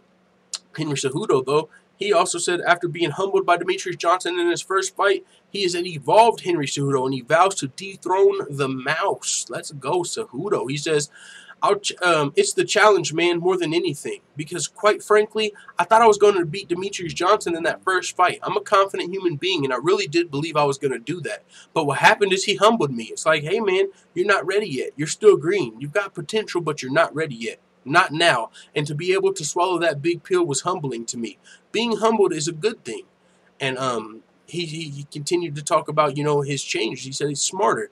I'm just a more intelligent human being, hungrier. The fact that I have a chip on my shoulder, not necessarily a chip on my shoulder, but losing to Demetrious Johnson, the challenge is different. I respect, the respect level is different. I acknowledge that he's the pound-for-pound best fighter in the world, and man, I thrive off of challenges. That's just how I am. That motivates me to do things better and do things right. And putting the right team together is what I've done. So what's different about Henry is just being smart. And I had to find the right people. Not good people, but the right people. And you know, like a lot of the fans, the media asked, do you think that Demetrious Johnson might be underestimating you? And just like the fans, you can underestimate Henry Cejudo. And hopefully, for Henry Cejudo's case, hopefully Demetrious is underestimating him.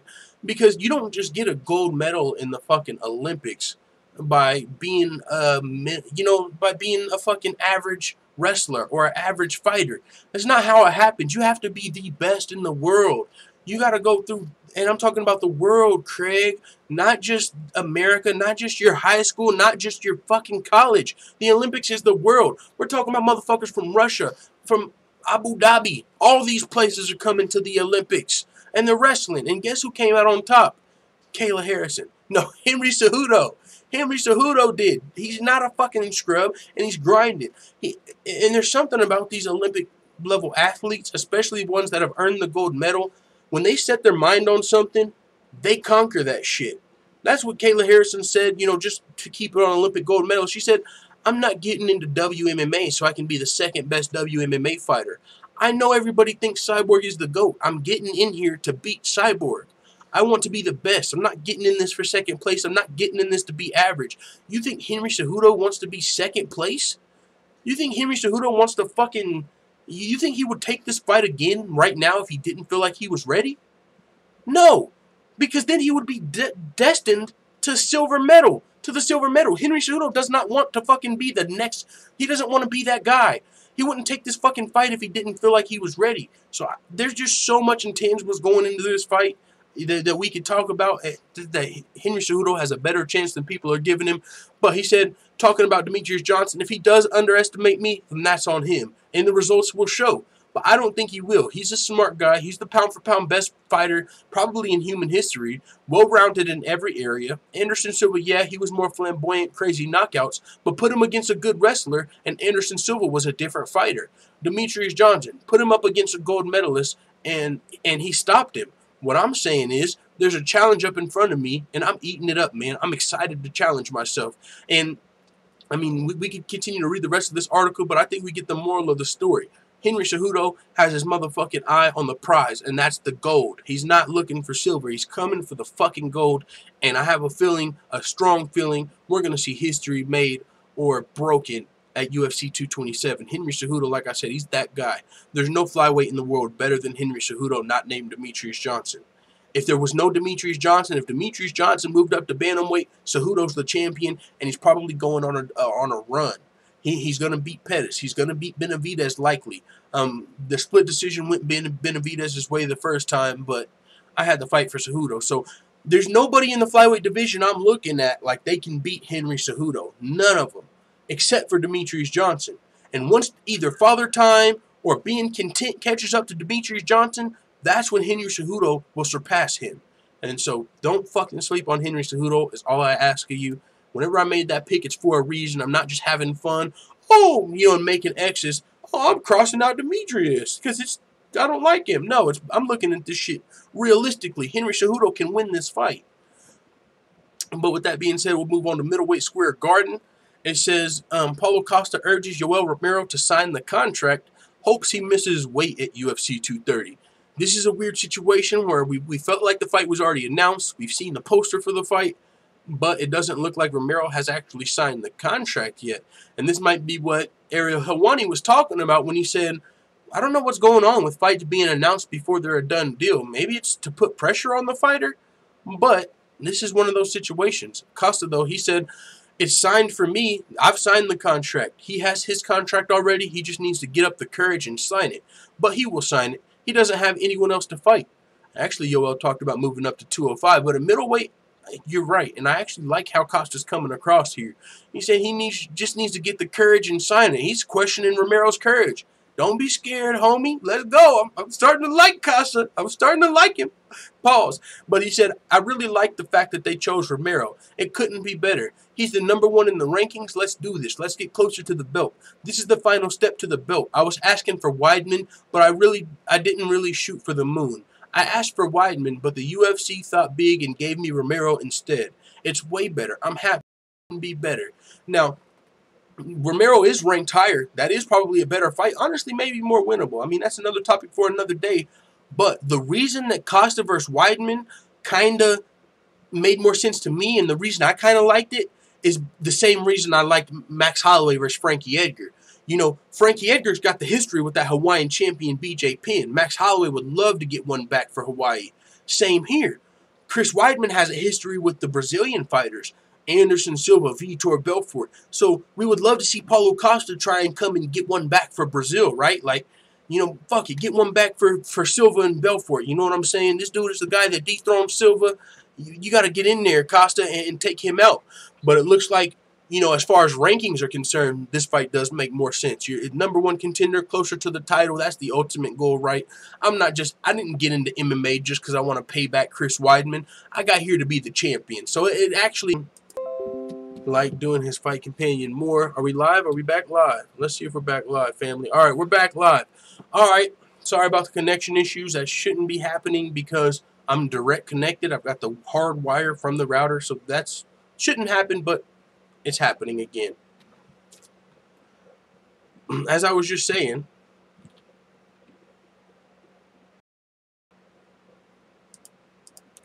let's see. Are we back live? We're back live for a second. Just for 1 second, though. Now we're not.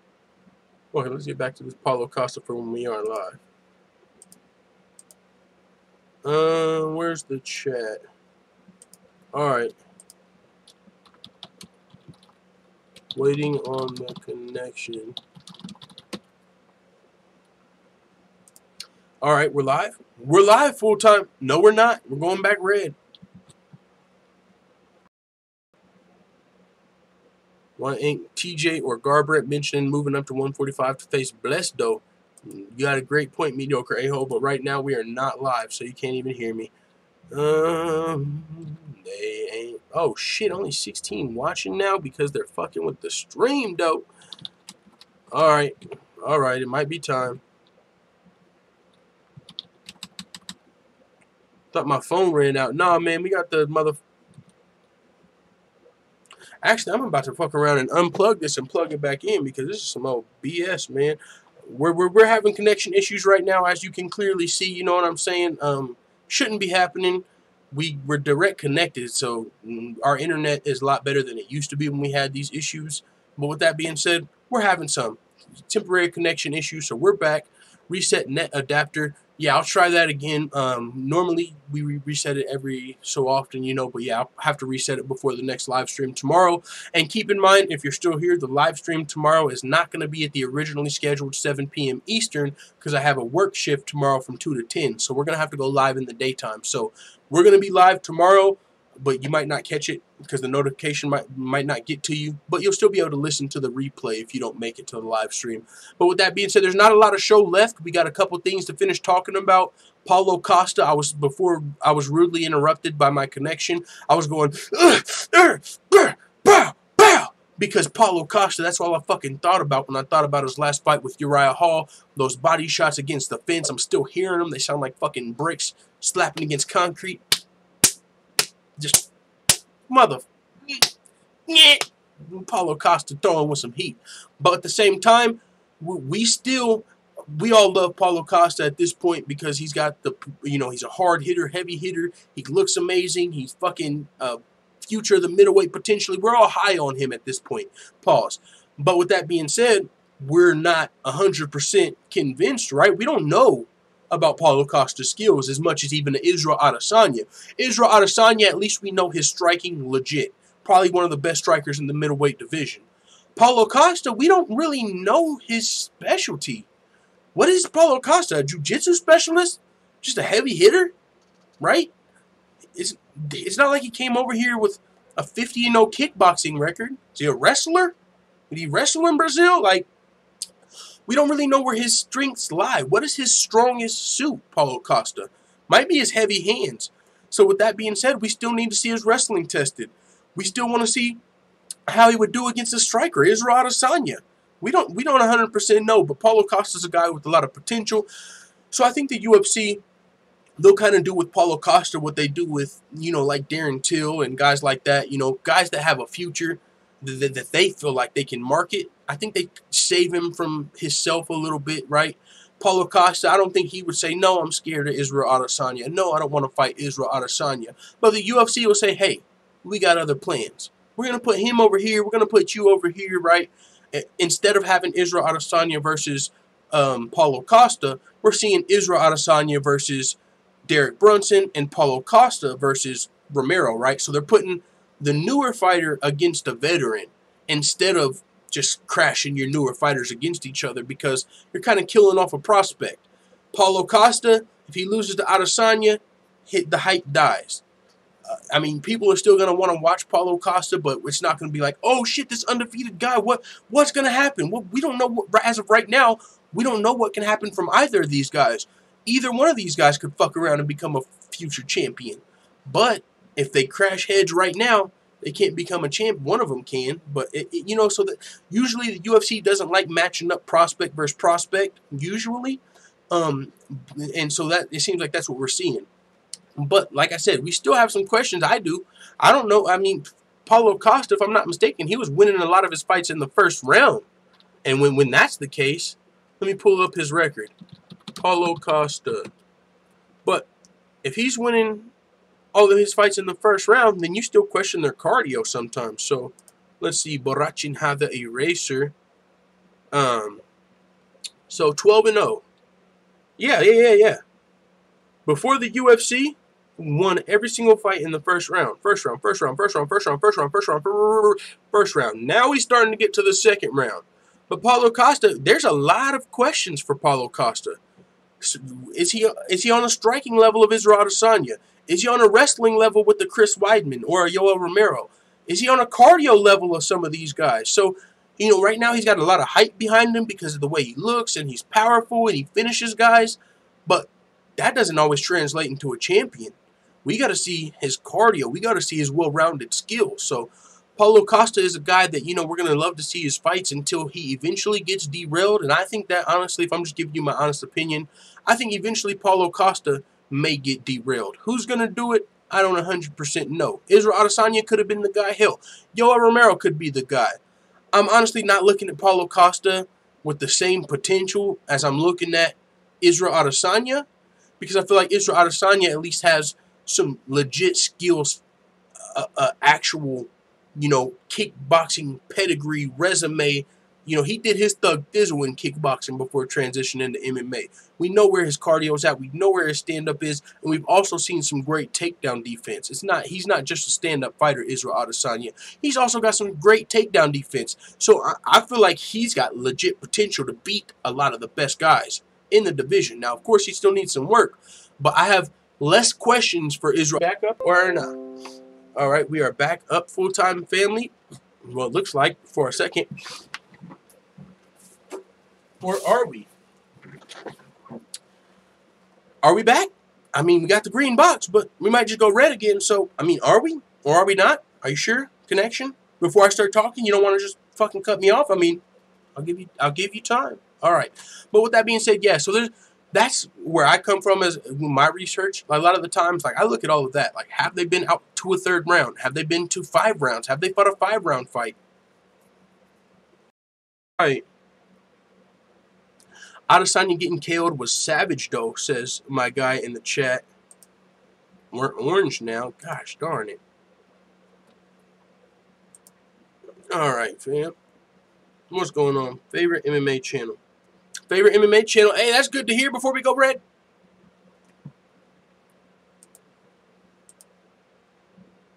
Are we live?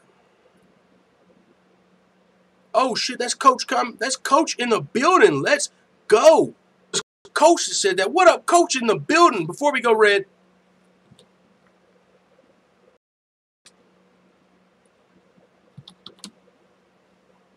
I know, family.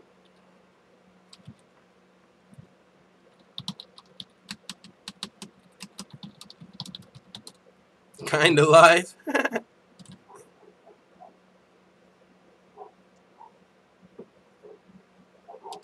Coach in the building. Coach Shelton Harrison. There'll never be no comparison. You're live on the show. Sit back and have a listen.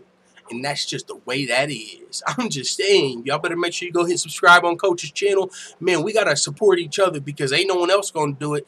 Ain't none of these other big people media people going to come in and say, hey, guys, you know, shout us out. We got to do it on our own. And we already got the trolls that work against us. And it might even be deeper than that, Coach. I mean, actually, I think you know, because you gave me that with them words of encouragement. But I was going to say, man, we got people working against us.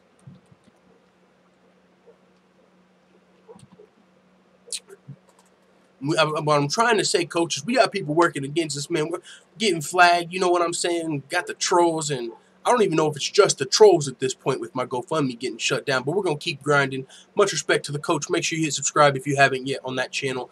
But yeah, before we cut out again, we only got a couple more things to talk about. But moral of the story, Paulo Costa and guys like this, we still got some questions. So we'll see what happens. I'm looking forward to his next fight and also middleweight square garden at UFC 230. I think we might as well just rename it. But yeah, it is what it is. A lot of middleweight fights for UFC 230 on in the works. Now, with that being said, to the next topic before we fucking lag all the way out of here. Let's see. What's Given Sure Name says black helicopters must be outside. Yo, that's what I'm saying. I think we got, and that might just be my paranoia, I think it's something bigger at work against the channel, because I don't see no trolls just getting my GoFundMe shut down like that. That honestly didn't make a lot of fucking sense. The first one, okay, maybe. The second one, I did my best to clean everything up and remake a whole new GoFundMe for it to get shut down right after we set up withdrawals. Ain't no damn troll that can know, oh, I just set up withdrawals and get it flagged down right before they send it to me. It's like, what? But it is what it is, man. We ain't going to go back into that. Prop Chopper with a bunch of accounts. But that's what I'm saying. You know how many GoFundMes are up? Like someone said, B.O.B. I think has a damn GoFundMe for Flat Earth. There's a lot of people that don't like Flat Earth. Why can't they get his shit flagged down?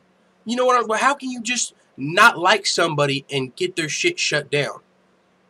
People use GoFundMes all the time for different reasons, for fucking all type of shit. And you're telling me one of their enemies can just go say, hey, I don't like that person, shut their GoFundMe down. And then they don't have to give you a reason either? Like, man, that's still some bullshit. But we ain't going to talk about it. Maybe because you're not a Democrat, then you're a Russian. Maybe that's what I need to do. Pick a fucking side. You know, I'm a guy that stays in the middle. Hey, I don't do politics. I ain't no politician. I see you guys are always fighting. You're left, you're right. I'm in the middle. Fuck, leave me out of it. Maybe I gotta pick a side and just start making uneducated ass, you know what I'm saying? Fuck you guys, fuck the other side, you know, like on some political shit. I don't know, man. It's frustrating though, man. I don't even want to go back into that. We don't got a lot of MMA news to talk about before the show ends for the day, and of course we're gonna be back early tomorrow because I got work at the normal scheduled time. But this is something I did want to bring up. Social sensitivity has pussified society through flags. They'll shut down over political correctness. And I'm not even being controversial. I don't get on here. I don't talk about no damn conspiracies, even MMA conspiracies. Like, if I wanted to be a paranoid jackass, I could talk about how I feel like a lot of these deals are done before they get... And I don't do that intentionally to not be controversial, so my shit don't get flagged down, because I know we're in a time of political correctness and sensitivity, and you say the wrong thing and everyone's after you, and so I do my best to just talk MMA and not delve into fucking politics or conspiracies, nothing like that, just so they don't fuck with me. But it's like, still getting your GoFundMe shut down. Both parties suck, said hair-hatted hooligan. I stay out the way. Feel the burn. That's what I'm talking about. Where's my guy Bernie Sanders? Fuck you, Time Matt. You straight up, bro. It's the AI setup. Yeah, and I think it might have something to do with the algorithm, but I felt like that until my GoFundMe got shut down for a second time. I don't think there's a fucking algorithm YouTube can put me into that says, as soon as he gets donations on a different website, shut his GoFundMe down. Like, I understand why the views and the subscribers might go down because of an algorithm. Like, hey, they're not paying for views. Let's fucking put them in a bad algorithm so they don't get pushed to the front of the page and their people don't get notifications. And it's like, okay, we got to work harder as independent channels. I get that. If I had $1 million to put into my channel, I could probably like buy views. But since we can't, we got to work that much harder. And so working that much harder already just to get the views that you probably already earned, and then you try to go to an outside source for revenue, and that shit gets shut down. What the hell? And then you got people saying that they can't donate on Patreon and stuff like that. So, I don't know. Either I'm going to just stop uploading one day because they motherfucking got me, or shit's going to get better. Either way, we're going to keep grinding because we ain't got no other option. You know what I'm saying? We ain't got no other option. It's either keep doing this or work 2 dead-end jobs until I'm out of here. Fuck it. This is at least something. You know what I'm saying? Wait, is that Colby? Yeah, sir, Forrest Gump. That's Forrest Gump here.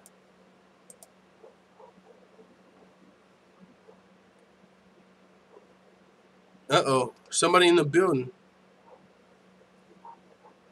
But I think we're on red, so we can't really speak right now.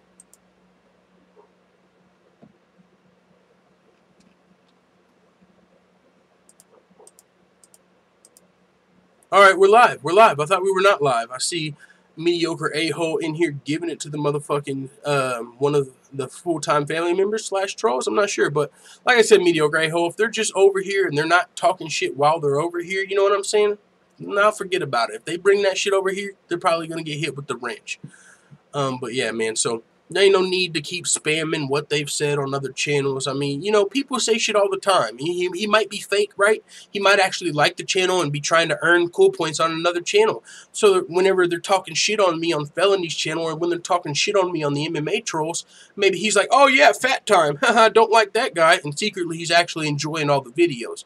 You know, a lot of the times it's not that they actually don't like me. It's just earning brownie points with their other friends. So if someone does it, I don't care. You know what I'm saying?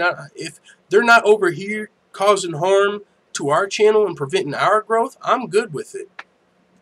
We love you, bruh. Don't forget about the oversensitive cuck types that overplay their relative list sooner rather than later. Hell yeah, man. And speaking of it, great time to talk about Colby Covington, right? If we're not fucking lagging too much. But I think we are lagging. But with that being said, though, let's cover these last two topics before the lag is over. We got Colby Covington visiting Ronda Rousey at the WWE. I don't even know what to think about this, honestly. I mean, I do, but it's just unfortunate, right? It's like he just got no surgery, so he couldn't fight in his title. For one, I don't see no goddamn, maybe it's already healed up or something. Should there be a fucking scar on his nose? Or maybe they went in through the nostril? I don't know. But for one, this guy's in the WWE backstage or ESPN somewhere, fucking UFC shoulder on his belt with another and get this, a lot of people don't know this. Colby Covington's goal, he said this in the past, he wants to make history doing this. He wants to be a fighter that wins a UFC belt and then wins a WWE belt. 100% he has said that in the interview before. I want to be one of the first fighters that has the goal of starting in the UFC and going to the WWE. So for sure he's going to go at some point. When? We don't know. I was kind of glad that he didn't get the title shot when he did, because I was like, what if Colby Covington pulls one over on us? What if he fucking wins the title and says, alright, fuck you guys, I'm going to the WWE. You all suck. I told you I was the best welterweight in the world. And he went off to the WWE. Ugh. I would be so unfortunate, dog. You know, why? Because we saw what happened when Conor McGregor vacated his belt. Everyone still to this day says Max Holloway's not the real champion. Oh yeah, but you didn't beat Conor McGregor. How are you the champion? They give Max Holloway that shit. So could you imagine if Colby Covington beat one guy for the title and left? Now the fucking best welterweight that's supposed to be in the world is a WWE guy, and you can't even get the win. So if Woodley or Till got the belt, it'd be like, yeah, but you never beat Colby. It's like, yeah, because he's over there fucking diving off the turnbuckles. Are you kidding me? And so I just feel like this is like the start of what's to come. You know, Colby Covington, he's actually talked trash on Ronda Rousey. Clearly, it was just a WWE angle. He talked about when she moved to the WWE, like how she did it the wrong way. I heard him cutting a promo on Ronda before. And so, clearly, it's just a Colby thing. And that's one of the things I don't like talking about. I feel like that's a little too insider. Whenever I start talking about how a lot of this Colby Covington WWE stuff, I feel like that's something that might get your fucking GoFundMe shut down, if I'm being honest. No. But what I'm saying is, I just have a weird feeling that Colby Covington's whole plan, you know, is to go to the... I know he wants to go to the WWE, but with knowing that, how do you get excited about his future in the UFC? Like, when is it going to happen? Is he going to run off with the belt? Or is he going to wait until he loses? That'd be the ideal situation. But another reason it kind of gets weird to me is he just fucking had to not fight Tyron Woodley. A lot of people feel like he might be ducking his taco. Darren Till, that's one of the things he said. You can't call your own shots. You were calling out Tyron Woodley last week, or when you won the belt, calling out Tyron and all of this shit. You got the title shot. Now the UFC needs you to fight, and you can't fight. Beggars can't be choosers. Do you want to fight Tyron Woodley or not? If you're not ready, you're not ready. And so it's like, now Colby Covington, he's not healthy enough to fight Tyron Woodley, but his ass is fucking trotting around backstage WWE. And on top of that, Colby Covington does fucking professional wrestling on the side. He literally has a match against Tyquil Woodley. You guys remember that? He beat up some fat black dude in a professional wrestling match, and his name was Tyquil Woodley. And Also, another little deeper than rap detail for some of you guys, and that's why I'm probably getting my shit fucked with, because I'm just talking about it casually and it's probably not for everybody to know. But Colby Covington and American Top Team, they do some pro wrestling stuff already. Like, there's guys like Bobby Lashley and the guy that actually is like the kingpin of American Top Team from everything I hear, Dan Lambert, like the owner, one of the owners, he's big into pro wrestling. So him and a lot of the American Top Team guys, I believe it's called the Ring of Combat. Like, now you know how there's UFC, there's Bellator, there's all of these organizations. Well, there's WWE, there's Ring of Combat, there used to be WCW, EC. So Ring of Combat is a different brand than the WWE, but that's where a lot of these guys are already. Like, I believe Colby Covington and some of the American Top Team guys have already had pro wrestling matches in the Ring of Combat. So he's definitely all the way balls deep into this WWE thing. How can you believe anything he says unless you're just a mark that knows nothing, a casual fan? It's like, for me, I'm like, is his injury fucking WWE? Is he just avoiding Tyron Woodley with this injury so he can go to a fucking Ring of Combat event? Maybe Colby Covington would rather WrestleMania than his belt. Like, what? But that's another topic that I really don't like talking about Colby in the WWE. I only did it because he's taking pictures with Ronda Rousey, you know what I'm saying? And I'm like, why the fuck are you at the WWE instead of preparing for your next fight? Where's your nose brace? You know, you just got nose surgery, so Darren Till's taking your shot, and you're holding the fucking champion like you're holding the belt like you're actually the champion. So it is what it is. We'll move from that topic. It's one of the topics I really don't like talking about. Bro, like 5 years tops, you think, before Colby gets into the WWE? I mean, it might be sooner than that. He's already with Ronda and stuff. Moving on, trolling eyes on deck. That's like Conor fighting his afterbirth. There'll probably masked fighters in the UFC in 20 years. Here at a hooligan acting a motherfucking fooligan. That's hilarious. Yo, best comment of the chat, in my opinion. My guy just said there's going to be masked fighters in the UFC in 20 years. Is that why you were saying 5 years, giving your name? Oh, don't. Why are you doing that to me, man? That's fucking funny. Masked fighters coming in, fucking scaling down. They're not even going to walk out anymore. They're going to be coming down on a fucking rope, right? Like Stipe's a firefighter. They're going to set up a pole in the octagon for him to slide down into the octagon. All right, guys, we got to chill. Mask is already here with Cain Velasquez. Actually, Cain Velasquez is a guy that looks like he's going to the WWE. I believe he's not making a UFC return. He's actually going to take his health and his talents to the WWE, which is unfortunate for all of us because we've been waiting for his comeback to the UFC. And I think I saw an article that might not make Dana White too happy. Cain Velasquez, we've been waiting this long. We've been waiting this long for our champion. And you're going to the WWE. Flaming octagon with pipes and bats. Let's go. Now we're talking. I'm not gonna lie, man. I used to love that shit. The WWE, I used to love that shit as a kid, bro. And there's people that still enjoy it. And you listen, I heard this from the Chael Sonnen podcast, and I love the fact that he said this. It's crazy. But he said, and we don't think about this enough. Do you realize how many people used to believe in the WWE? People don't think about that. We all thought it was real. Everybody, bro. Our parents even thought that shit was real. Green, but what I was saying is everybody thought that shit was real. Our parents, our friends, there wasn't no fucking smart person that came through and said, that shit's not real.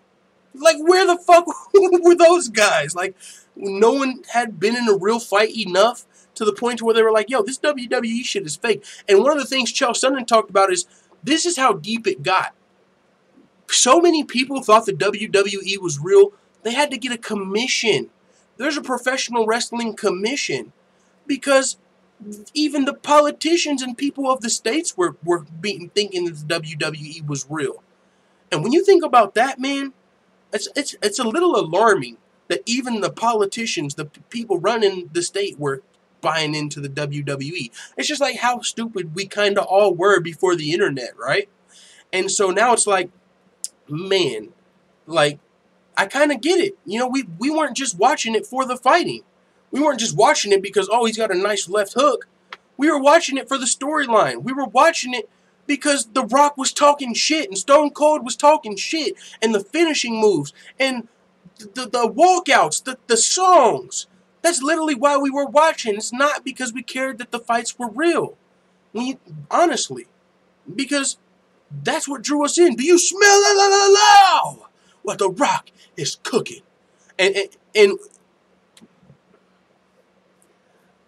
another thing is that I think that's why a lot of us enjoy the trash talk, right? Before we cut off, I said I think that's why a lot of us enjoyed the trash talk, because it's even today, right? Martial arts isn't known for trash talk, but a lot of the fans that are fans of the WWE today or the UFC, they used to be fans of the WWF. We enjoyed some good trash talk and some good selling a fight. That's really what the WWE was, and that's why I feel like the UFC's taking so much from them, because you have to think about it. The WWE is still in business. Everyone knows it's fake now, but that's not why they're watching. They're not watching to watch a real fight. If they wanted to, they would be watching the UFC or watching some fucking World Star video. They want to see the storyline. They want to see the characters. They want to see all of that stuff. And so I feel like that's how the UFC, they're trying to add some of that to the sport. They want to get the real fights on top of having storylines. And you know what I'm saying? On top of all the drama. That seems like you can take it to another level. It would be like the WWE with real fights. That's what we kind of all wanted to see. And it's crazy because whenever we got told the WWF was fake, we were like, oh, that's fake. We don't want to watch it. We never were like, yeah, but I still fucking like the story, you know? But, I mean, with that being said, maybe, honestly, I've thought about watching WWE again, like once or twice, checking out an episode, you know, like, now that we're aware, okay, yeah, we got duped. But there's some dope-ass writing and storylines and scripting that goes into that shit. And, you know, you might just mark out for a little bit, have some fun.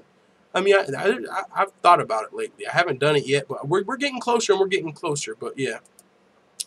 Now we're off of UFC, just a little bit of Bellator and one other thing before we get out of here. Unlimited 5-minute rounds, no decisions. What we going on? Cam Murphy said, yeah, I remember it called that. Didn't Trump pile driver Vince McMahon?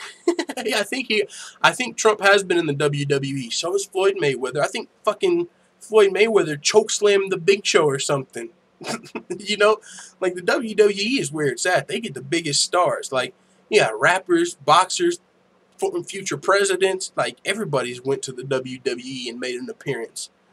But yeah, man, let's Trish Stratus though.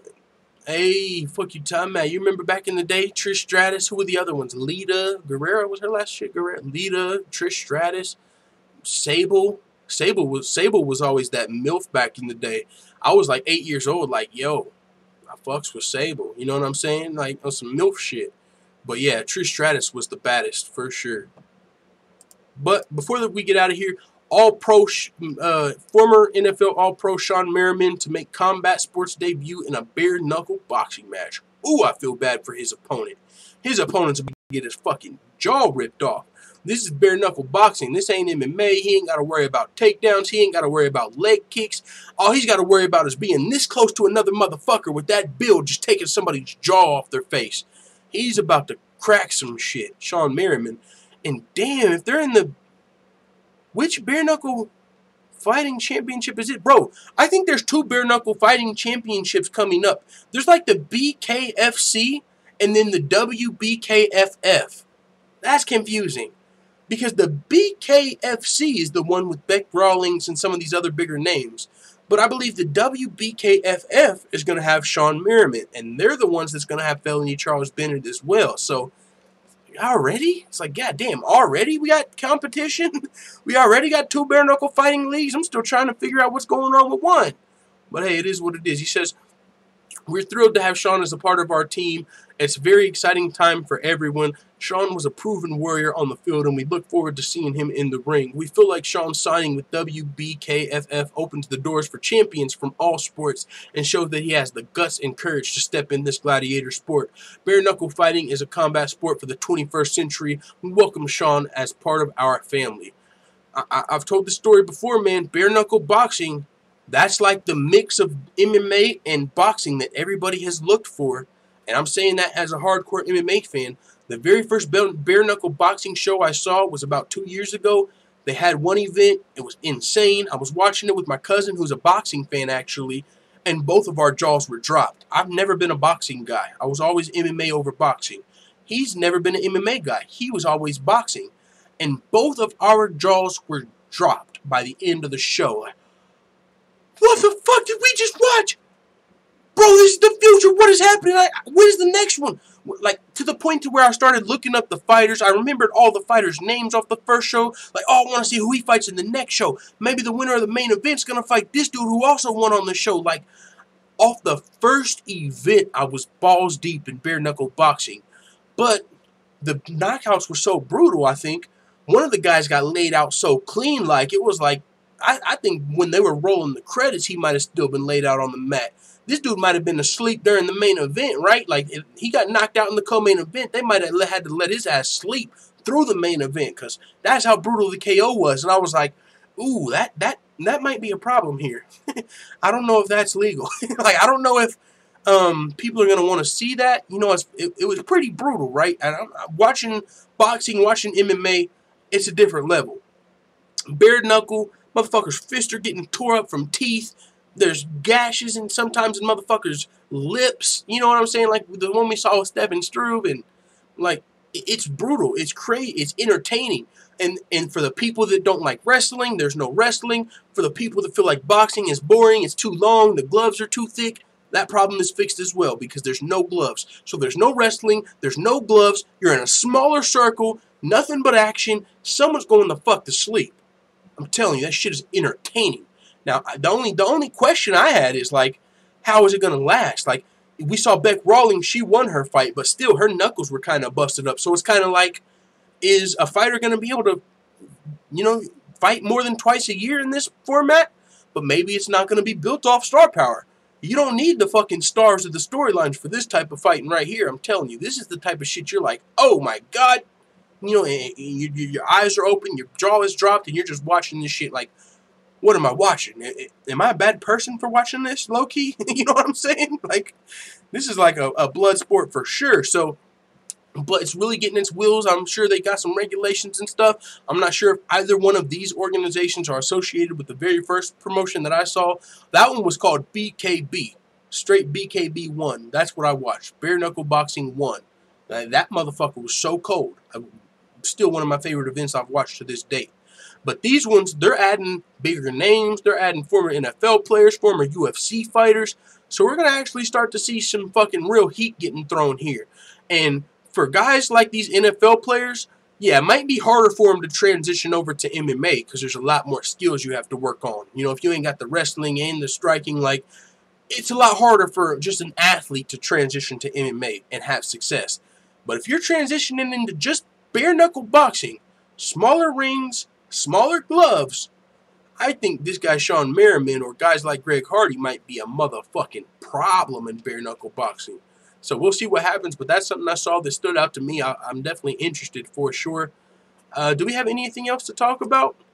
I think that's it, full-time family. So we'll see what's going on in the chat before we get out of here for the day.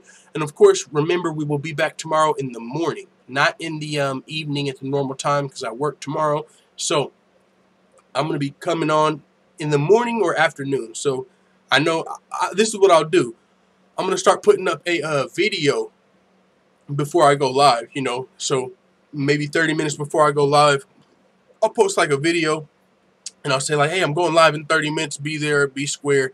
Just that way it serves kind of as a double notification. So I'll probably do that. Sean Merriman is a freak athlete, said Given Surname, but he's old now, I think. That's what I'm saying. You can be 42 years old. If you're one of these ex-NFL players, a beast like Sean Merriman, you're still fucking shit up. George needs to fight again instead of tweeting all day. You talking about Jorge Masvidal? Jorge Masvidal, I want to see Jorge versus RDA still. Rawlings is already booked to fight again. I think I heard that she was booked, but yeah, I wonder how her hands are doing. Like maybe it's not as bad. Maybe it just looks a lot worse right after the fight, you know, clearly. But I wonder how it healed up. You know, still 2 fights a year kind of seems like 3 max, right? 3 max with no gloves, bare knuckle boxing. I think because that's if you're the winner. If you're the winner, 3 max, you come out cool. But if you're the loser, you know what I'm saying? You might even take that much more time. But yeah, man, I'm interested in a lot of these. Jorge Masvidal is the bare knuckle GOAT. Yo, Jorge, that would be interesting.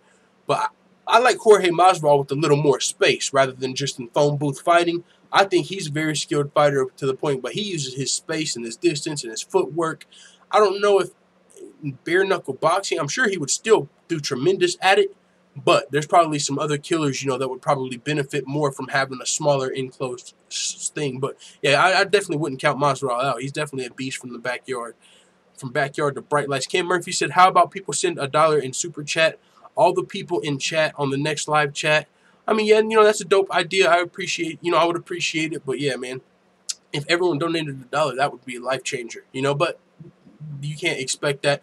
I mean, half the people that are subscribed probably, you know what I'm saying, haven't been around for a while. They just hit subscribe. There's probably some people that don't even speak English that have hit subscribe because, you know, when I cover fights like that guy Darko Miocic or Abu Azaitar, a lot of his fans watch that video, but they comment and it's not in English and stuff like that. So they might hit subscribe because they, you know, saw the video on Abu Azaitar or whatnot, but they probably don't even know what's going on the channel, you know, but they might have just hit the button. But yeah, that would be dope.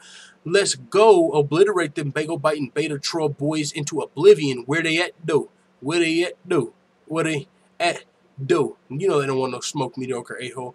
Jorge needs some space away from the Twitter. Yeah, I ain't English or American.